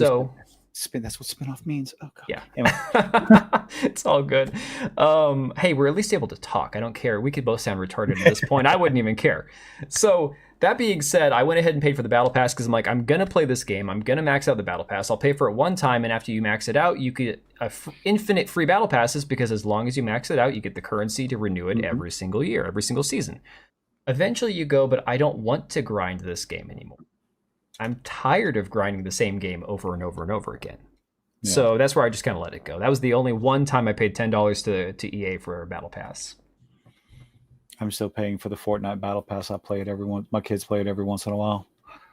My kids have discovered Fortnite recently. So my 9-year-old, almost 10-year-old, he's got a twin sister, and she's been playing Fortnite now too. I was getting her to play through the first Halo game, and now she switched to Fortnite. I'm like, no, I lost you. I lost you. I played this. The only reason I started playing it is because of when they brought in zero build. I'm like, okay, I can do that. Right. I can do zero build. But at that point, then it becomes a less like intense third-person shooter, because for me personally, the combat in Fortnite was too easy. The building is the part that I had a hard time with. So Yeah. For me, it wouldn't be satisfying, but it is what it is. All right, I so like some of the skins. yeah, well, I'm a big kid. I got the Ninja Turtle skins. I got the Alien skins. It's like just fun skins when I feel like playing it. you're very And of wise course- to telling me this now instead of before I had you come on the stream. Well, I mainly play the Lego portion of it and the racing portion of it. Oh, okay, I got you. I don't play the battle royal stuff anymore. I got you. All right. No, I did. I played the battle royale when I first got my kid his Nintendo Switch. God, it must have been like 5-6 years ago now. I played Fortnite for a couple weeks on there, just on the handheld, just to kind of get an idea about it. That was before I switched over to Apex Legends. I'm like, this is okay, whatever. I think I got first in a battle royale like once or twice. But then it was very quickly, I'm like, yeah, I'm disinterested in that. I'm gonna move on. So, but I get it. I understand the appeal. My wife was watching Fortnite when my kids were playing it, and she's like, "This is what's wrong with society." Looking at like all the random shit in the game, I'm like, "Oh no, this is a very well-made game. I might not like it, I might not enjoy the game itself, but Fortnite really knows what they're doing. Yeah. Love them or hate them, they know what they're doing." Yeah, you can't. They have perfected the monetization, and they perfected like the interest. They're constantly reinventing themselves to keep people playing. It's almost something to be studied. And I think there's a lot of companies that are just trying to duplicate it and failing miserably. Right. Which is why you get games like Concord, which is why you get games like Marvel's Avengers that closes down in 2 years, because they're trying to capture the Fortnite money, but they just don't know how to do it. Period. The Marvel's Avengers one was such a bad idea. You put that game out there right after, I think it came out right after Endgame, and basically like the Marvel hype is on a they're going downhill now. They're just no longer going up. It's just going down. You don't have the actors' faces in the game, which I can respect. I actually prefer to not have actors in games. I like them creating new characters, but everyone's going to attach that game to the MCU. And then you don't have the MCU in the game. You have Kamala Khan and a bunch of other like second-rate characters. Again, terrible timing, terrible planning. Before Grummz hated Starfield, every left-wing guy I heard said it's going to suck because it's a Bethesda game. Well, no, you're true, Demi. A lot of people will latch onto a game to own somebody else. And actually, there's prime example. I keep saying we're going to talk about that in a second because it's true. It's all in here. It's crazy. So this original post by Grummz says you can tell a lot about Ubisoft with how much money they're throwing at terrorist platforming streamers. Now, again, I agree with him in the respect that Hassan is a terrible person. I have no use for him. But I don't know. What's your take on the initial tweet? I'm curious to hear your opinion on this entire, because I don't have much trust or use for Grummz. And actually, Side Scrollers podcast this morning, I don't know if you've been paying attention. His co-host has been really over it for a while. And I can respect that. Blabbering collector, she's been saying Grummz is a scammer. He's not making his game. Why isn't he finishing his game? Not just like the troll way, but actually having a legitimate argument about it. Because you'll have trolls that go, hey, Grummz, stop stealing breast milk and finish your game. The breast milk thing is one of these things they roll out. It never happened. But yeah, it's a troll move, right? That's what they do. However, people are waking up to the fact that Grummz is happy making money on Twitter via Twitter interactions because it's paying the bills, and he's getting retweeted by Elon Musk. Elon Musk subscribes. I don't know if you see this right here. I'm going to zoom in. This right here means that Elon Musk subscribes to Grummz. Okay. Which icon? This purple icon right here. Oh wow. This is a subscriber icon. When you pay $2, $3, $5 a month, Elon only subscribes to a handful of people that he wants to promote on the platform. Grummz is one of the people that he will repost from time to time. So this goes very strongly in the favor of people believing that Grummz is only doing this for the interaction, for the money. He's never going to finish his game. This kind of reinforces that idea. So Elon Musk again said Hassan's a fraud. Sellout would be more accurate. Objectively, he's promoting a terrible game for the money. And again, I understand. I've had people like attack me over it. And I'm like, okay, I'm not saying, because he's a socialist streamer. He thinks that, the government should have 50% taxes, decide who gets what, take care of everybody's needs. Perfect utopia. Communism's not a bad thing. And communism never hurt anybody, right? That's so. Um, So, in Hassan's worldview, that's just kind of how things work. And then he'll tell you, well, just because I'm a socialist doesn't mean that I can't make a living. I have to pay my bills. I have to have a house. Doesn't matter that it's a $3 million house. I should still deserve a house, right? oh, of course, he's a champagne socialist. Yeah, exactly.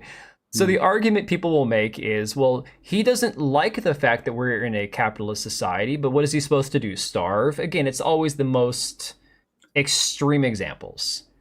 So I understand Elon calling him a fraud, saying he's a sellout, taking money from again, horrible company. Ubisoft is a terrible, terrible organization. I mean, look, they still have 3 executives on trial for all sorts of shit that they did over the last few years. Ubisoft is a horrible company filled with terrible people. Not all of them. A lot of them I'm sure are fine, but there are tons of terrible people who work at Ubisoft. So that seems to be a bit of a trend going on with some of these AAA studios. Riot, Blizzard, yeah, Activision. I think I don't know how much Activision was involved with all the Blizzard stuff, with the Cosby Suite and everything, and the cubicle crawls. I can't remember. To my knowledge, but, it was mostly Blizzard on its own. Yeah, it seems like like I don't want to call it a growing trend, but maybe a bunch of childish gamers became childish developers and remain childish in that sense. Doesn't make it okay. I'm not defending it, but when you don't grow up and you end up doing the things that you love, making video games and stuff like that. So exactly, it's very unfortunate because it seems to be like even people who are good at what they're doing, if they don't grow up to a certain extent and mature past a certain point, they're just not going to know how to function as adults, and it just sucks. It's unfortunate. So Assassin's Creed, of course, clapback. This is up to 47 million impressions now. What? 47 million impressions. It says, is that what the guy playing your Path of Exile 2 account told you? And of course, this is beautiful because of the fact that Elon got caught a couple months ago being a fake gamer. Again, fake gamer. I call myself fake gamer all the time because I don't have all the time in the world to play video games. My parents, we grew up poor. My parents were self-employed. My mom hated video games. So we all were allotted a certain amount of times to play games during the course of our day, right? That being said, I still loved video games and I played them when I could and I still do. But I call myself a fake gamer all the time because I just don't have as much time to play games as I would like, obviously. Mm-hmm.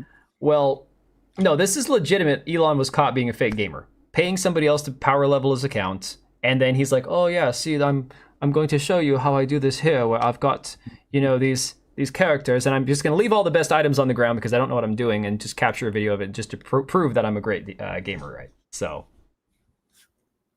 then of course Grummz came back and said Assassin's Creed Shadows isn't the hit Ubisoft desperately needs, and this is actually an article that I have used in videos because it actually spells out a very decent picture of where Ubisoft is currently at.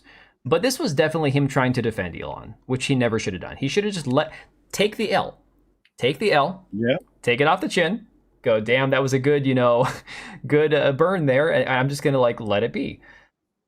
So, of course, that's where the "Our game is out" tweet came. And 12 million views. Wow. 12 million views. And okay, so Grummz got 12,000 likes here. They got 291,000.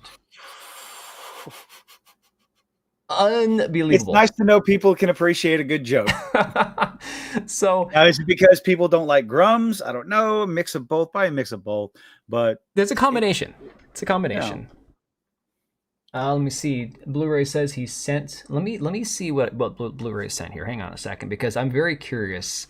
Let me grab an extra tab while I'm thinking about it. No, not the whole tab, just this one tab. I still get used to looking at things like Chrome, and Brave's a little different than Chrome, so the tabs are in different spots. Let me see here. What did Blu-ray send? Where to post? This is his Elden Ring playtime. Half the time is him alt-tab and talking to chat. Who is that? Are we talking about Hassan? Oh, that's funny. That's funny. Yeah, so they paid a guy to promote this game who doesn't play video games at all. Holy crap. Well, and there's a reason for it too. If you look at max viewers for just chatting, yeah, 312,000 max viewers for that, but his best video game viewership was 78,000 for Elden Ring. So yeah, I mean, playing video games isn't paying his bills. That's why. So it makes but makes still, sense. 78,000 is nothing to sneeze at. Oh no, God, I would take that. But it's the fact that, again, if you look at his percentage of stream time, 81.6% of stream hours chatting, which is fine. You know, that's what he does now. He's an idiot, but Hassan's a political streamer, political commentator, so that's his thing now. Doesn't mean I'm going to take his opinion seriously, but that is just how it is. So Grummz, he couldn't let it go. Said Assassin's Creed official account is now trying to ratio Elon. First me, now Elon, next step downsizing and layoffs. Look, okay. We all know Ubisoft is going to get bought. R2 Litu, I do have Scottish blood in me. Yes, I do. Oh, there you go. That explains the kilted part. I'm a royal on my mother's side. I have some tiny bit of Irish in me, but I'm not sure how much, to be honest, at this point. It's at least 1/8 on my mom's side. So again, he just shared this, trying to once again save himself from the ratio, and it just I think that there's a lesson in humility to be had here, because now, an hour ago, Grummz says it was a pretty good ratio. I accept it. Should have just taken the L. Now, of course, he put it to where verified accounts were the only ones that could actually reply to it. Me. I called him a twat, and he blocked me. Yeah. Like, Melanie Mack and John De La Rose have not blocked me yet. But Grummz, I said, don't be a twat. And he blocks me. Like, John De La Rose is not going to block you because he wants the Twitter money. Yeah. So I'm in a group chat with Grummz and John De La Rose. Why I'm still there, I don't know. I've been waiting for John to remove me from it ever since I called him out on Smash's stream, because I said I was done writing for Phantom Pulse. And John Trent unfollowed me. John De La Rose blew up my DMs trying to get me to recant, to apologize for not supporting my friends, as he put it. And I just stopped responding. You can see this account. This is from a posting account you muted. I guarantee it's John De La Rose. No, it's Yorch. Okay. It's one of them. Oh, Yorch blocked me too. Yorch follows me. I don't follow him. Chat. Oh, Yorch is in that group chat as well. And then John De La Rose created that group chat on Twitter to try to get people's posts boosted up, because at the time, John De La Rose was trying to get monetized on Twitter. So for the last few months, if you've noticed an increase in John De La Rose posting, and the fact that he, again, before he blocked you, I'm sure, was his posts were getting more and more out there and crazy and trying to make them go viral. He was doing that for Twitter money 100%, which is why he's admitted to the fact that all he's doing is for monetization, and he'll mute people instead of blocking them because he doesn't want to lose the ad money. So yeah.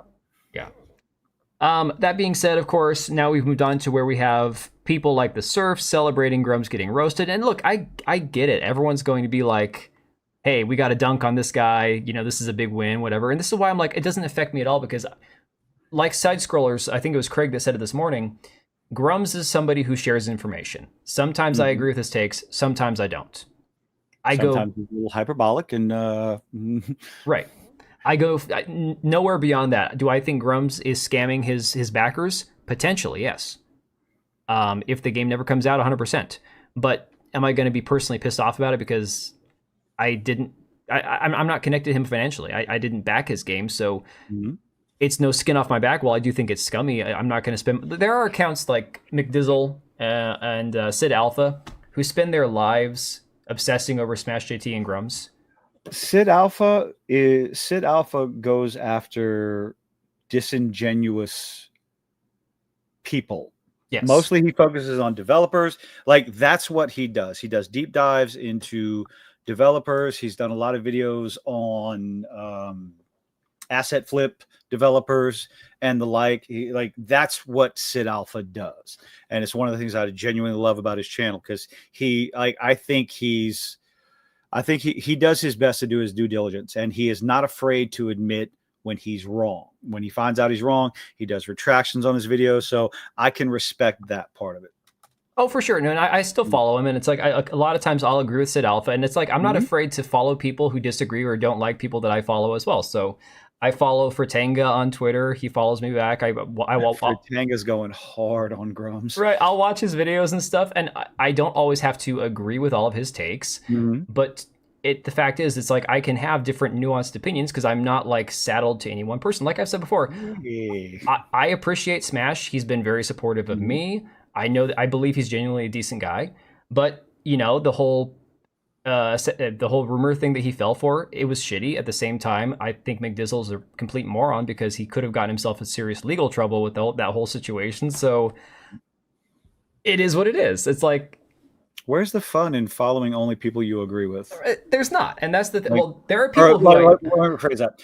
With people you agree with all the time. There you go. Like that's better because I mean, there's some people out there like. I know I love Grizzy's videos, his shill videos, but I couldn't do that. I couldn't sit through those streams because I've tried. Right. I've tried, like Rags has done stuff on Organized Chaos. I can't stand that dude's voice. I don't know how people do it. And it's stuff like that. Like I have my limits. You know, I do have my limits. Fertango's insufferable. He could say the sun is hot and ice is cold, and I still couldn't agree with him. Frick can be funny. I watched his. I know he did the video, the Dragon Age Veilguard video, inserting Peter Griffin into it. Oh, that was great. And, that was fantastic. Hilarious. That was fantastic. I think yesterday I watched his video with inserting the Griffin Peter into Assassin's Creed Shadows, and it's like it's hilarious. Like he can edit. The only issue I took with Sid Alpha's video on Smash actually was when I watched it the entire thing through, and for the most part I agreed with like 90% of what he said. My issue was the fact that he was so quick to let McDizzle off, and then in the replies he's like, "Well, I don't think anything like any crime's been committed." I'm like, it took me like 5 minutes of Google searching to figure out. Yeah, this is called. It's like criminal impersonation. It's like. It wasn't that hard, but I get it. It's like, yeah, I mean, we can't all be correct all the time. So I don't know if he did. I don't know if he did a video, a follow-up video, but I know I saw some of his posts, you know, correcting himself. He did. He posted that. He doesn't make videos often. He's got health issues and stuff, so he doesn't make videos very often. That being said, then you got people like this. Here's the thing. Like I've said before, you don't have to love Grummz or Elon Musk to look at this and see what these people are implying. So you got this random account that has like 200 followers. 114,000 likes, 1.8 million views. All he did was retweet this and say, Ubisoft bodying two of the worst people on Earth with a couple of, again, Hitler and some other guy getting gunned down, right?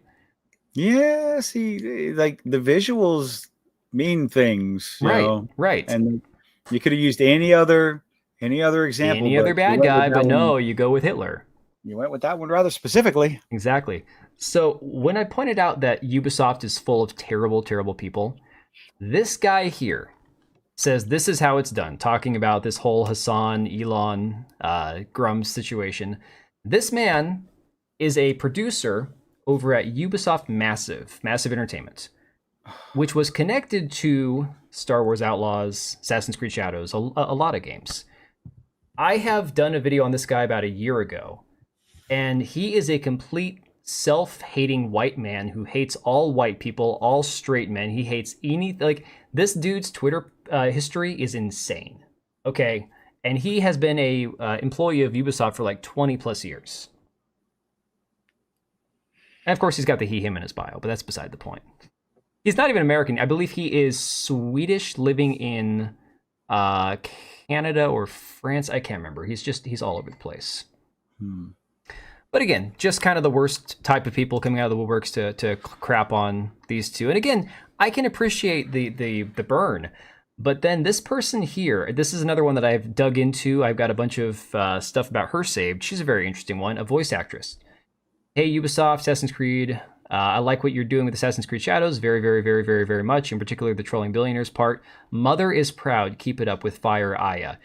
She was a voice actress in one of the Assassin's Creed games. She's also the voice actress in Perfect Dark, the remake coming up that has the less than flattering protagonist in the game. I don't know if you've seen pictures of that Joanna Dark character in the new remake of Perfect Dark, but it's pretty hideous. Yeah, it's one of those ones where you could look at it and go, it's almost as bad as the chick from Fable. And she's got the man jaw. She's got the like the Karen Power haircut, the man jaw, the whole thing. And then when I found out that this woman was the voice actress behind this, I'm like, oh, okay, it makes perfect sense now. It totally makes sense. I don't know if you saw this meme that I made today. I thought this was hilarious.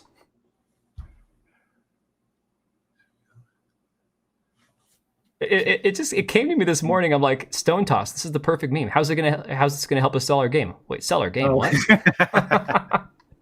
Yeah, because I mean, the jokes are funny, the ratios are funny, the digs are funny, but ultimately, Ubisoft, your game didn't sell. Exactly. That's the craziest part. That's the absolute craziest part of this entire situation. We're gonna laugh at the dig, but it's like financially, whoops.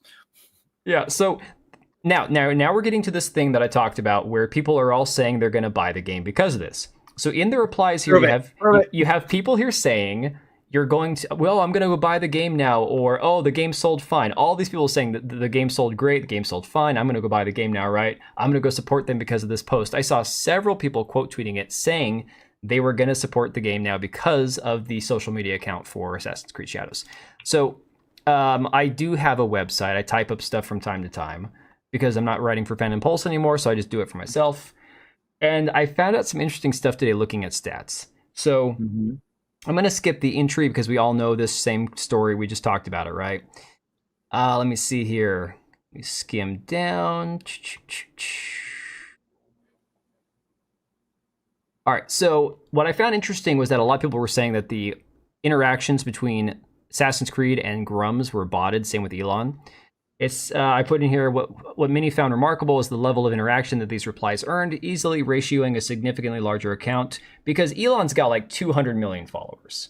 Assassin's Creed Shadows has like 4.7 million. So numbers-wise, you would think there's no way that he's going to get ratioed. But again, not all 200 million people who follow Elon Musk are even active accounts, interact with his posts, see his posts. Again, Twitter's a shit show as far as like interaction goes. It's crazy. This has led to unverified claims that Ubisoft is using bots to artificially boost their engagement on these posts, as this could be seen as a last-ditch effort to boost their ever-declining Steam numbers. You can see this post from Grummz where he's like, oh, they definitely are. Nobody beats Elon's in likes without botting. Definitely not Ask Creed. Follower count doesn't jive. Then this person here, I saw Fertenga retweet this, says, I love how they're talking about botting when your reply went from 47,000 likes, then 30,000, then back down to 9,000. Bro bot bootleg likes, right? I saw that post too. It's like, interesting. Right. So I can believe both people bots. I can believe it. I put on here, while this is entirely possible, claims of using bots on Twitter are not a new thing, as the platform is notoriously rampant with them. My DMs, if you go to the message requests, is probably 100 DMs long, full of random accounts trying to fish for information. It's like, yeah, you guys are doing a fantastic job getting rid of the bots on this platform. Like, holy shit. Grummz was even accused of botting due to his reply seeing wildly different numbers of likes over a short period of time. As it is difficult to prove the use of bots one way or the other, the potential outcome of this interaction is a much more intriguing topic, as this viral social media spat may have actually led to an increase in sales for Shadows on the Steam platform. This is something that I figured out looking at numbers the last couple days. What did Lugia say here? You like them tweets, but the game. Oh yeah, no, they like them tweets, but the game's not selling 100%. 20 copies. Ubisoft needs your help. Ubisoft needs their help for real. Thanks for the 5, Lugia. Appreciate it, dude. Hey, Mari, how was your stream? Hopefully things went well. I wanted to drop in, but we didn't have a chance. So if you look at this chart here, this chart is from earlier today. Now, this has already changed. I've got this brought up on a separate tab. This chart here shows you the top-selling games on Steam. At the time that I wrote this article at about 1 o'clock this afternoon, Assassin's Creed Shadows had passed First Berserker Kazan, which is coming out in like a day, I believe. And the game's fantastic. I thought it was out already. Advanced access. You have to pay for advanced access. So we don't have player counts yet. I'm very curious to see how that shakes out as well. So Assassin's Creed Shadows bumped past it from number 6 to number 4 and pushed Kazan down to number 5. Previously, they had been in different spots. Kazan had moved up to number 4, and Assassin's Creed Shadow on top sellers was number 6. Now, I'm not sure if you're familiar with kind of the idea of how top-selling games actually works. It's not total copies sold. It's which game is selling, like making the most money today, making the most money within a certain period of time. It's like, I did wonder, like, what is the time period? I imagine it's like a 24-hour, 48 hours. It's some sort of time period, and it's based on revenue. It's not based on total copies sold. So, as far as I understand it. So I put on here, First Berserker Kazan, an action RPG from Nexon, was released in advanced access 2 days ago. It quickly climbed the charts, moved up to number 4. Now it's down to number 6. Or sorry, it's down to number 5 after Shadows had been at number 6. If you look at the interactions, though, here's the crazy part. This is a tweet I put out 2 days ago. At the time, the one on the left is Kazan, the one on the right is Shadows. Kazan has a better percentage of positive reviews, more people watching it concurrently on Twitch, and more live viewers on Twitch than Assassin's Creed Shadows. The only thing we don't have yet is Kazan's actual player count. But what's crazy about this is this indicates that that little Twitter interaction where they shit on Elon Musk, they shit on Grummz, might have actually increased players or sales of the game temporarily. Because the game, within a 12-hour period of that, actually went from number 6 back up to number 4. So you think that people saying that they're now going to buy the game actually follow through I and think bought a it? few of them had to. A few of them actually had to, because I watched the numbers change in real time. 2 days ago, Shadows at number 6. Today, Shadows at number 4. Now, sorry, my dog's itching out enough. Hey, Burbs. Puppers. Yeah, he's got fleas or something. I don't know. God, he's medicated and everything. Come here. Come here, bud. Yeah, so, what are you doing? God. He's this little black furball. You can't even see his eyes. Hang on a second. Let me control and zoom back out. You see takes like this. Dr. Disaster shared this. Assassin's Creed has always been bad from the gamer. Of course, the gamer has these shitty takes. Like what stage of denial or like what Yellow Flash posted something like this? Like what stage everybody's at? It's bad and that's okay. I even saw that. It's this one here was the one that really floored me. How do you write that? Assassin's Creed has always been bad. Like shut up. That's not how you defend a game. One guy streaming Yasuke Simulator beat Assassin's Creed Shadows. Yeah, no, for real. Asmongold, when he streamed Yasuke Simulator, got more views. No, I mean, it's Asmongold. Yeah, of course. But Asmongold is pretty much the modern day Howard Stern. People watch him. People who hate him watch him to see what he's going to say next. People who hate him watch him to see what he's going to say next. Right. So this is another one that I found to be truly terrifying, because I watched Shogun. My wife and I agreed this Japanese woman that played Mariko is one of the most beautiful women that's ever been in Hollywood. I mean, she's got like this look about her that is absolutely, and her acting in the show is fantastic. If you haven't watched Shogun, it's so good. It's a very good show, very well done. I watched the first couple episodes. I loved it. I just never went back to watch it. It's worth it. I'm telling you. So for me, the first episode was really rough. It's like, oh, this is really brutal. Holy shit. Wasn't ready for that. Then after the second and third episodes, the intrigue and the level of like the political part of it and everything else, the character development got so good that it was definitely worth continuing. But they want to compare the actress that played Mari to Lady Oichi from Assassin's Creed Shadows, which, to be honest, might be the ugliest NPC I've ever seen. This character's, I don't know what is going on with her face. She almost looks like a man. I'm not even kidding. I don't get it. But it's difficult to motion cap the faces of just the women, not the guys, not the male characters in mini games. No, that's never a problem. It's so difficult to get the women right. And it's like, it's a tired excuse. Asmongold's only real crime is his house. Asmongold cleaned his house. Come on. She looks half dead. And the thing is, the character, it's not just the unattractive qualities of the characters. The actual emoting from what I've seen of the game, the characters have no life to them. There's no emotion. There's no expression. It's very flat. It's just the same way that the voice acting is like AI. It's very bland. The faces themselves have nothing. There's nothing to them. Unreal. So that kind of leaves me to where I want to check in now on the Steam charts, because again, it's been a minute, and it's the middle of the week. It's not going to be high. I think the last one today, I think Hoshi checked it out. I think they were over 10 to 15,000 as far as current players today. Let me check on that. Let me see here. I can't imagine it's ever going to hit peak. Currently 19,000. I mean, I can think of a few games that would love that number. Well, I always try to be fair about that and say, look, if I were a developer and I had 20,000 people who gave a rat's ass, I mean, look, I have 11,000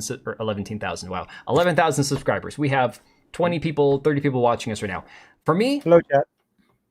That's great. That's people taking their time to sit here with us and listen to us talk and rant and, you know, go over these numbers and laugh at it and, you know, whatever. That's something that is not, we shouldn't dismiss that. So if I were a developer, I would look at 19, 20,000 people playing my game and go, oh my God, this is such an honor. But this is Ubisoft. Yeah. So the 64,000 maximum peak is what is it? 20 or 30,000 less than Dragon Age Veilguard. Yes. And we all know how that game fared out towards the end of it. It's now free on Xbox, on PlayStation. Right. It's also coming to Game Pass now. Oh, good Lord. Okay, so back to deviate back to Avowed. I actually have a free copy of Avowed Microsoft sent me with no strings attached, and I'm never going to touch that thing. That premium key, no less. And I'm like, I'm not touching that. Don't care. What was I going to say? We were talking about Dragon Age Veilguard. Well, no, as far as the numbers, the Steam chart numbers, we like just like Veilguard, Avowed, and Assassin's Creed Shadows, they came out on the consoles as well. So success or failure, how do we go about judging or guesstimating the number of people who are playing on console? Because PlayStation and Xbox, they're never going to give those numbers out. All you can do is make estimations. Right. You know, that's all we got. You know, although if we had something like Steam charts, Steam database for PlayStation and Xbox, we'd have a better idea. There is that article that I was looking at a couple days ago that I did a video on. Let me see if I can find the article real quick. What did they go off of? Is it trophies or no? This is actually a different one. This had to do with the total amount of copies on Steam, in fact, that have sold. Okay. So let me see if I can find it. It was from PC Games N, I believe. Yeah, I'm so disappointed. We didn't actually have hail the size of golf balls. We didn't have power get lost. It was pretty insane. Isn't the hit? It wasn't this one. Maybe it was. Maybe this is the article I was thinking of that Grummz shared. Because there was something where they did the numbers. Okay, here it is. Let me bring this back over here. So according to data pulled from Alinea Analytics, or Alinea, I don't know how to pronounce that properly, says Assassin's Creed Shadows Steam sales also pale in comparison to some of 2025's true mega hits so far. 3 days after launch, so going back again last week, Shadows apparently sold 310,000 copies on Steam. That was it. A little over 300,000 copies on Steam. Remember, the first 2 days they said they hit 2 million players. 300. I thought it was it the first 2 days? I think they said 2 million players within 1 million players. 1 million within the first 24 hours, 2 million within the first 48, I think is what they said. So players. There's another article with information that says 27% of activations, again, activations, not sales, were on PC, with the majority of those being Steam. So if you round it down to say 25% of the PC or 25% of activations were through Steam, because let's be honest, nobody's using the Ubisoft launcher. They're using Steam. Ubisoft's launcher is terrible. 25%, let's say, of activations were Steam. That's 300,000 activations. That means that's like 1.2 to 1.5 million people playing the game, of which we don't even know the percentage of Ubisoft Plus players. So they don't even have 1 million sales yet. It's pretty easy to figure out. They don't have 1 million sales. They have not sold 1 million copies. If they'd have sold more, if it was successful, they would be talking about it. It's when you do the numbers that you want, when you are successful in your sales and you hit your target, you talk about it. Oh yeah, you hype it up. Kingdom Come Deliverance, 1 million copies sold, 2 million copies sold. They weren't afraid to sit there and say it. When the games are successful, we know it because that's all they can talk about. That's all the usual suspects we're talking about, all the websites, everybody, because quote unquote own the chuds. Well, and there's two reasons. There's two reasons a company would promote how well their product is selling. One is to instill a level of confidence in future customers that they want to purchase that product. The other one is for the investors. Yep. And so if you have investors who understand that Ubisoft has been shit in the bed recently and that they're not doing, I mean, look, how are investors supposed to feel like this game is really going to, save Ubisoft when they've just watched what happened last year? I mean, you shut down X Defiant. Skull and Bones was a gigantic bloated mess. They reported as much as 400 to 600 million in development cost. And then you got Star Wars Outlaws. So investors are going to look at this and go, we know what you're doing with this 2 million player conversation. We are not stupid, right? It's just crazy that they think that they can instill confidence in investors who have actually sat there and watched everything that happened last year and somehow avoid, getting bought out by Tencent. At this point, I think they have 1 million in sales, not at the time of writing, no. But now they might. They might have hit 1 million sales by now. But if they've hit 1 million sales, do you think at this point they're not going to announce it? Do you think at this point that it's just like it'd be a black eye to say, well, we finally hit 1 million sales a week after launch? Yeah, I don't think they want to announce that.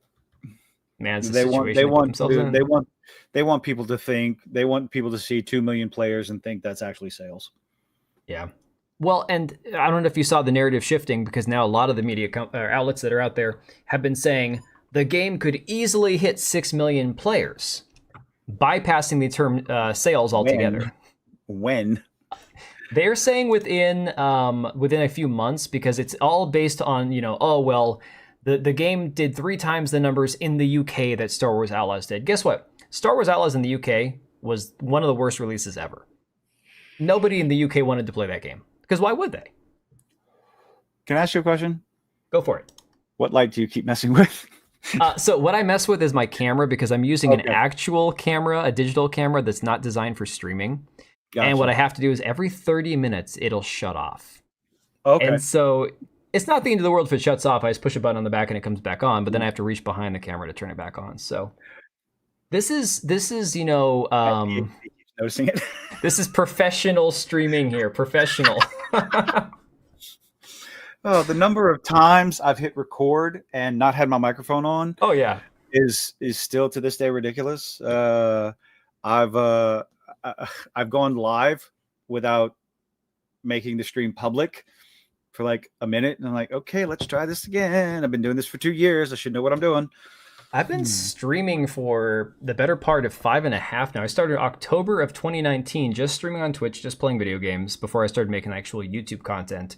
And I still make like retarded mistakes where I'll have not necessarily a microphone muted, but I'll have like the audio turned too quiet, or I'll have Windows updates. Windows updates are fantastic. So occasionally Windows will mess with my audio settings for my microphone, turn the volume down, I'll record a video, I'll listen to it back after uploading, and it's like, oh, that sounds terrible. I'll have to go back and redo the entire thing. So yeah, good times. I've done 12-minute videos, uploaded it, comment section, there's no audio. I'm like, oh, Jesus. Done that a couple of times, and yeah, we're all professionals here.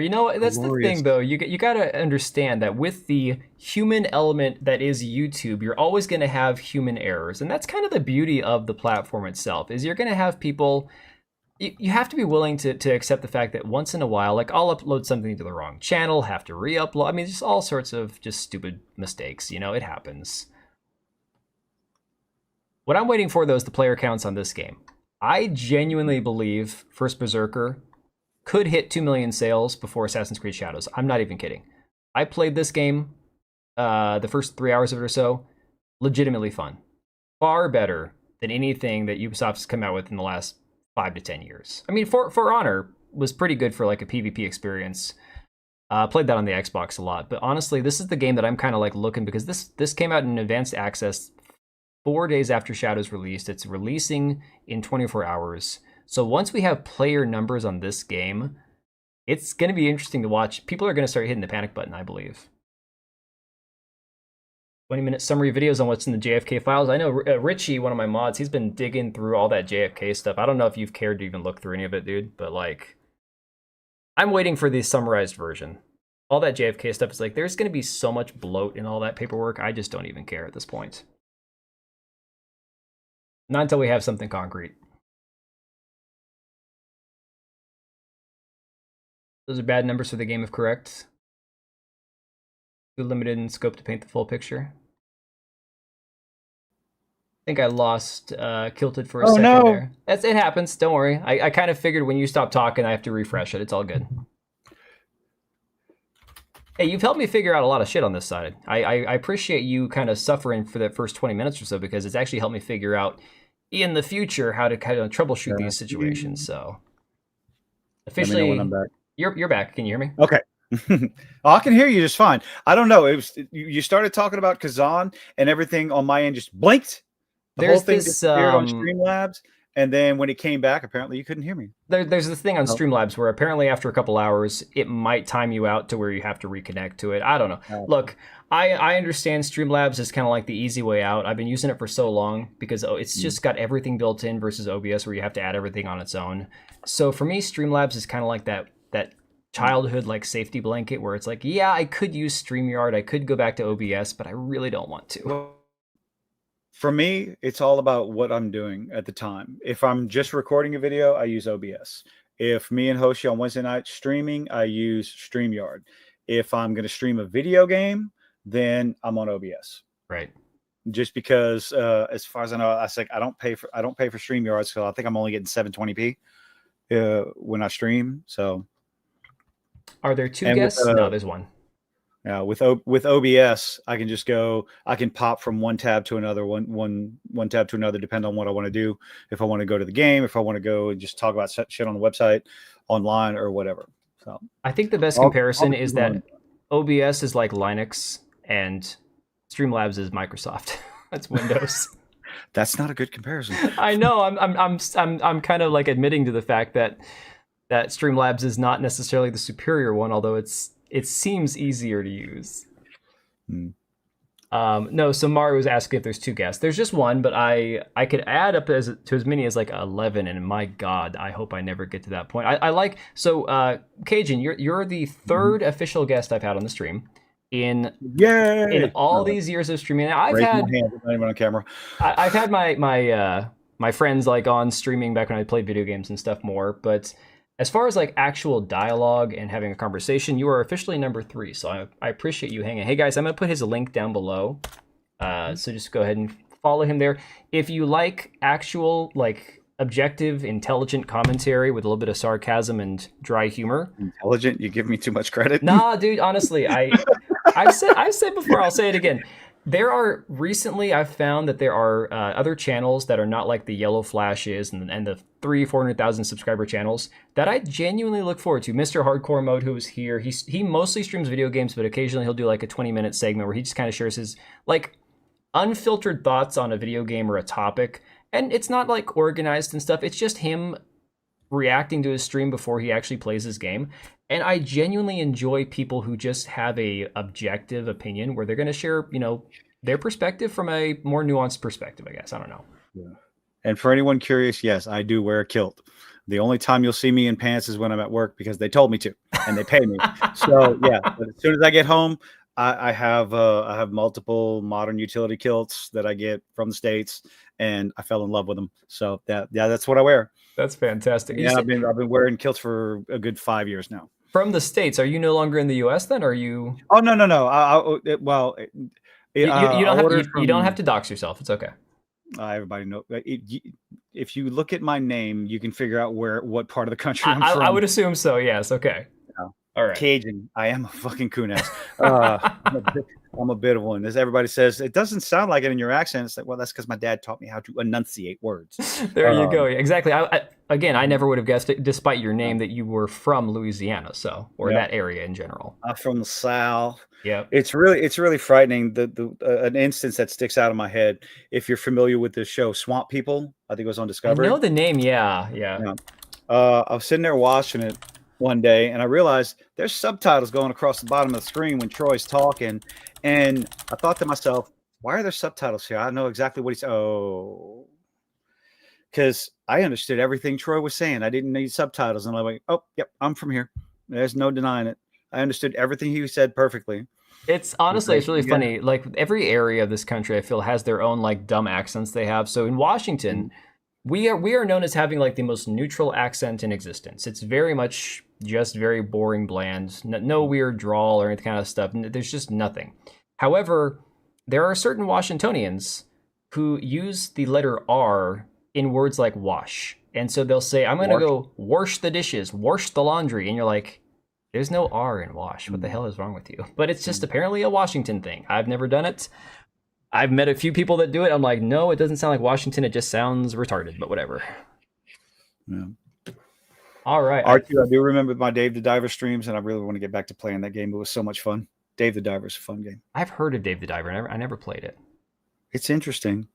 You dive down, you get fish, and you have a sushi bar. Well, that sounds pretty simple. That sounds kind of like when I'm fishing on Valheim, and I haven't played Valheim in way too long. Valheim's one of those games that you can really get into, and I spent a few hundred hours on it.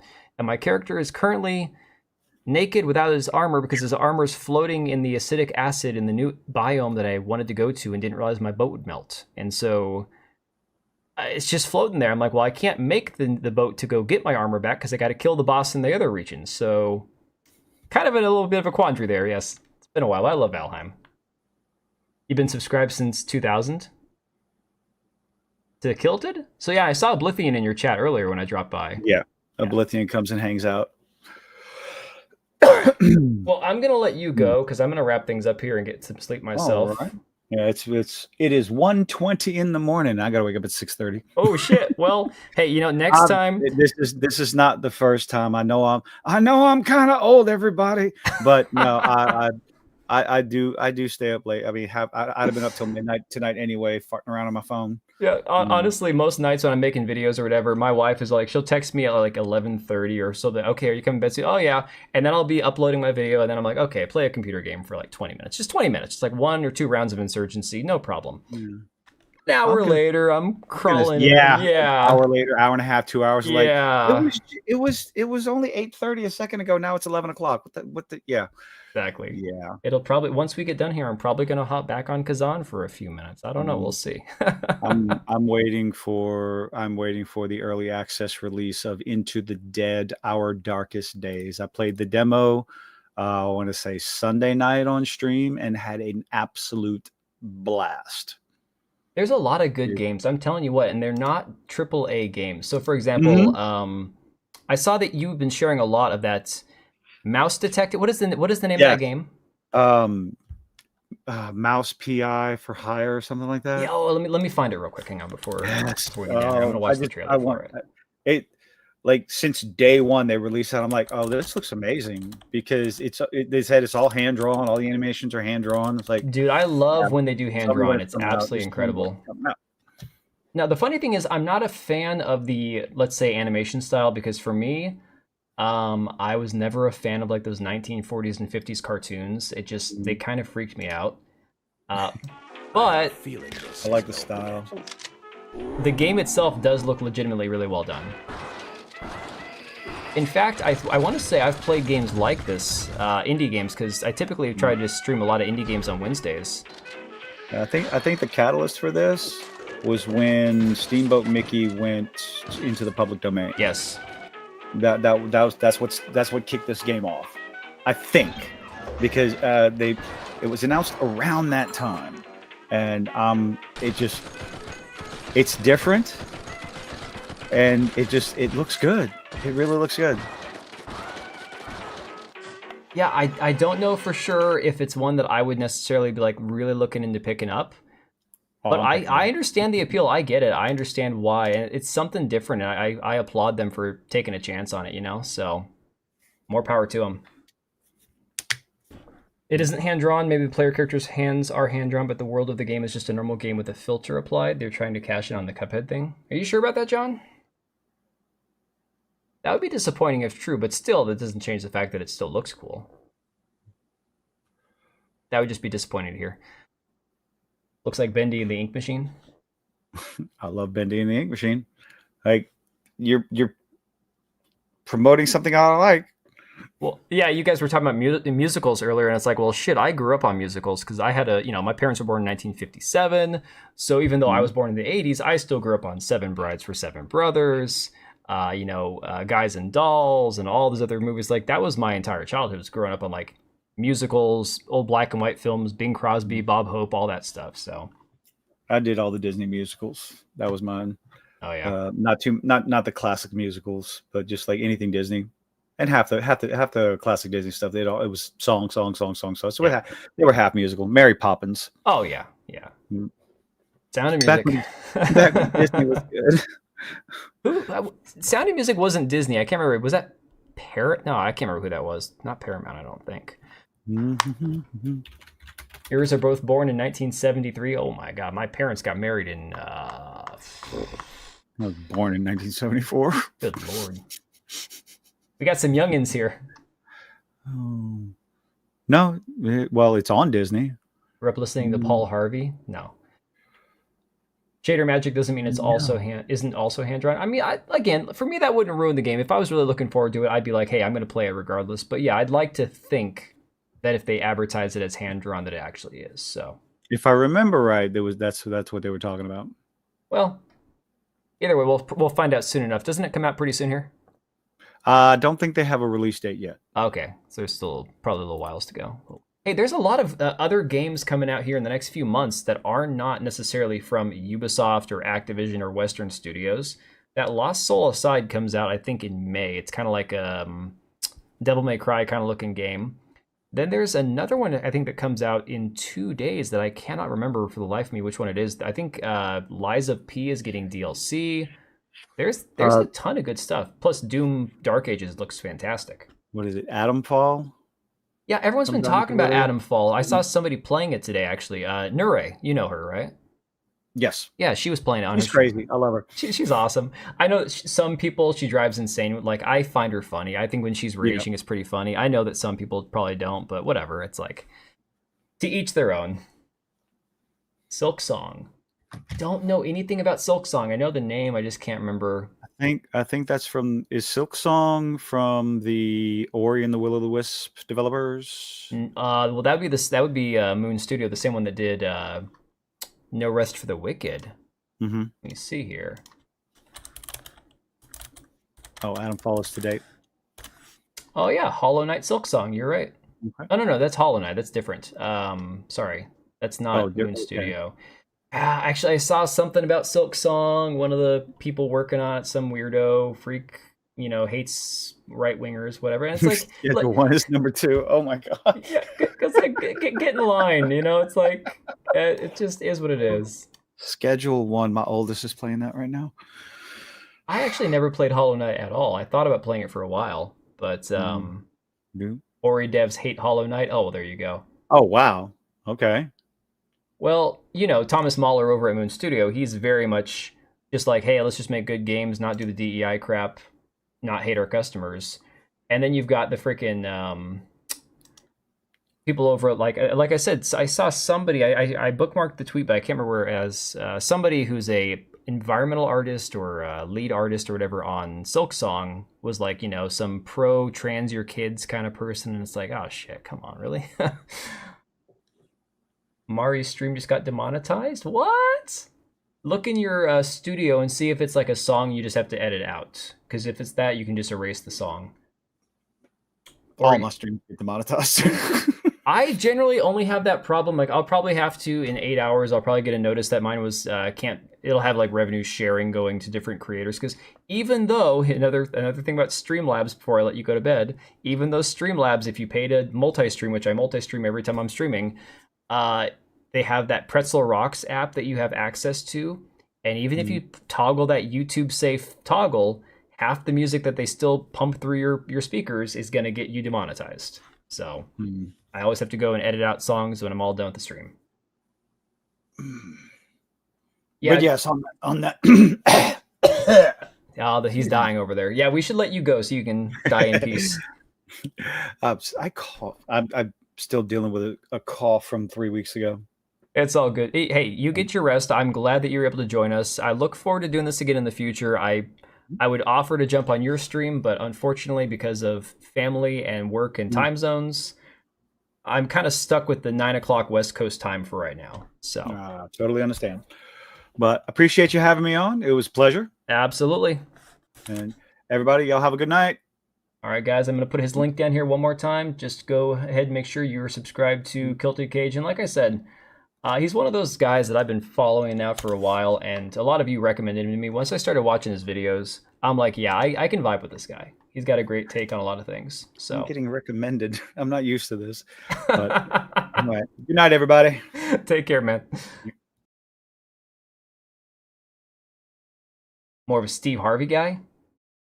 Steve Harvey, I can't remember who that is. The Sniper Elite dev makes Atomfall. Okay. Atomfall looks like Atomic Heart crossed with Fallout. Oh, that's what she was playing earlier. I did see it for a few minutes. What happened the last 10 minutes? Oh, we just kind of talked about the Assassin's Creed Shadows Steam numbers versus actual sales numbers. You could always go back and watch after we're done, but it's just kind of the same numbers we've been looking at before. Let me see. I'm just going to remove this now that he's gone. Appreciate you guys for hanging. I appreciate you guys for kind of putting up with our nonsense trying to figure out getting him on the stream. If I'd have thought to hit the show on stream button when that first happened, I would have made sure to have that ready to go. So lesson learned. Learned the hard way. Steve Harvey has big teeth. Oh, the Family Feud guy. That's who it was. Okay. Oh, character using poison in combat scenes are too violent. What? No more than 15 seconds of unedited game. No, I don't think that's it. Because plenty of people stream games and that's never a problem. Only issue with Steve Harvey is a lot of the scam artists try to use his likeness in scams. Yeah, I could see that. I could see that being a thing. See, but Susano, to be fair, I've only played one Fallout game. I played Fallout 76. Of all the Fallout games, that's the one that I tried, and I played it for like 2 or 3 hours, and that was it. Yeah, Mari, I would say double check on your YouTube studio and see what the issue is. I can't imagine. Unless YouTube has different rules in different regions, maybe that could be it. It's a UK Fallout. Interesting. Win Meets is Chinese Kung Fu fantasy with superpower that I grew up watching in Thailand. Oh, okay, that's cool.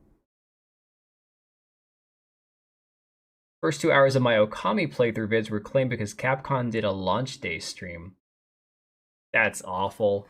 Yeah, Quillpig, unfortunately, a lot of times there are some things with copyright claims and, you know, all sorts of things that can get you in trouble or demonetized or suspended from platforms like Twitch and whatnot that are pretty common sense. And then there are times where it's like, it doesn't make any sense. So my first year I was on Twitch, I was watching and reacting to like a Thursday night football game that was on Twitch through Amazon Prime, and anybody who had Amazon Prime could watch it. So I was watching it on stream, and I got suspended for a week because of a copyright violation. Because they're like, well, you can't stream it. It's Twitch only. And I'm like, but you guys are broadcasting it on Twitch. Why can't I stream it?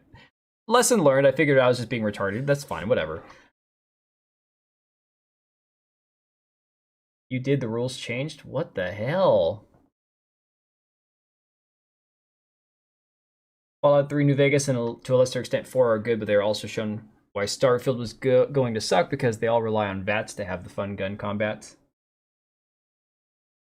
Twitch is ass. I only stream to Twitch if I'm doing a gaming stream, like an actual, like Friday nights when we play a video game, or occasionally on Wednesdays if I'm going to do like an indie game if I have time for that. Oh yeah, YouTube is not helpful with any of that shit either. Everything from silent treatment to cutting your balls off? Oh my god. Name something a woman does when she's pissed. Okay. Probably a song. Fallen Order got claimed because of one song on Twitch. So what, nobody can stream Fallen Order now? I'm so confused. That doesn't even make any sense. Alright guys, so I'm gonna wrap up here.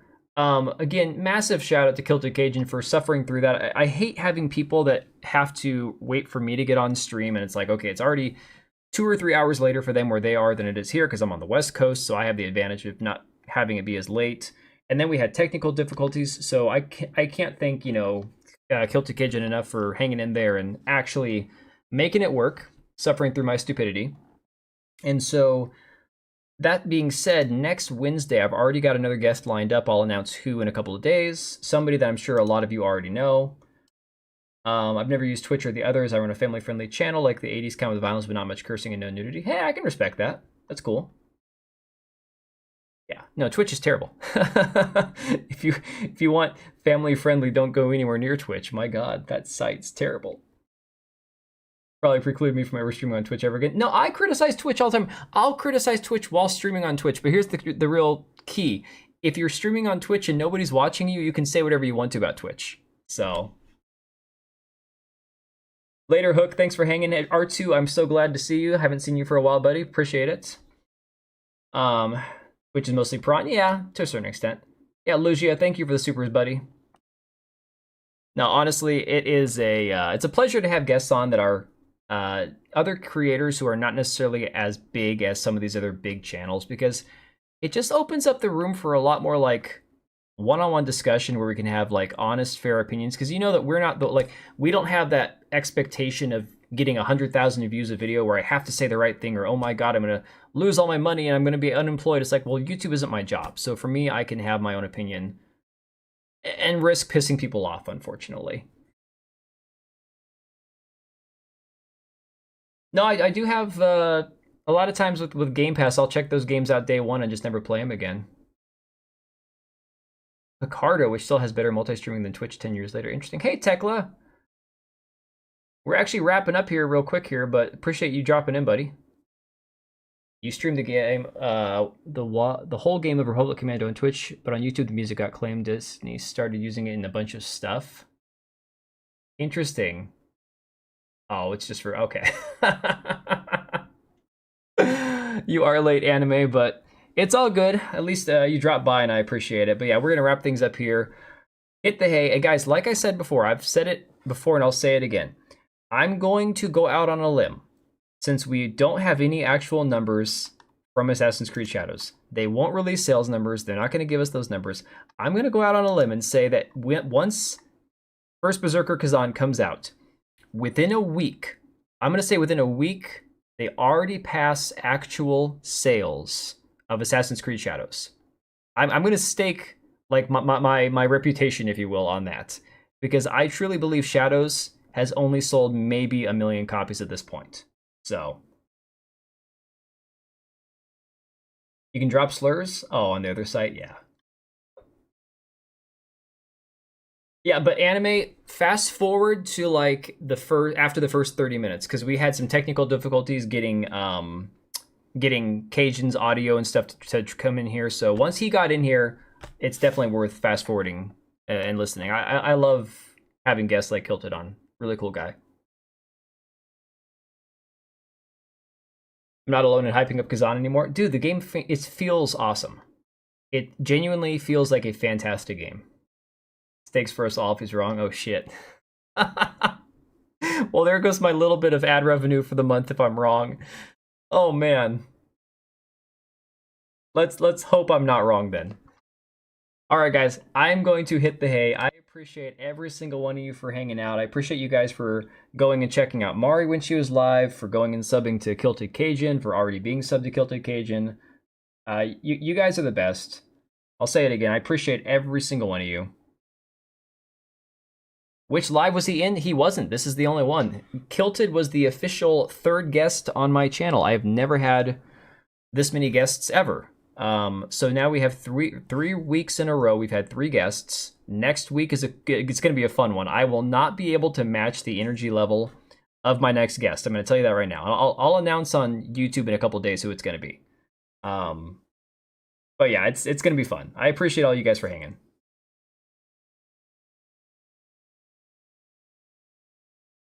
Explain about Ubisoft's lawsuit next time. Are we talking about the one with the investors, or are we talking about the executives?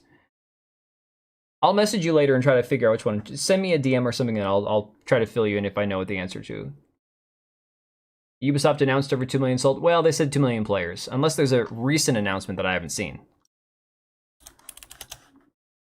You know, before I get off the stream here, I'm gonna double check. Let me see. I'm not seeing any reports of actual 2 million in sales. That's 2 million players, not sales. So I'm not even gonna get into this argument. I'm going to bed, guys. All right, take it easy.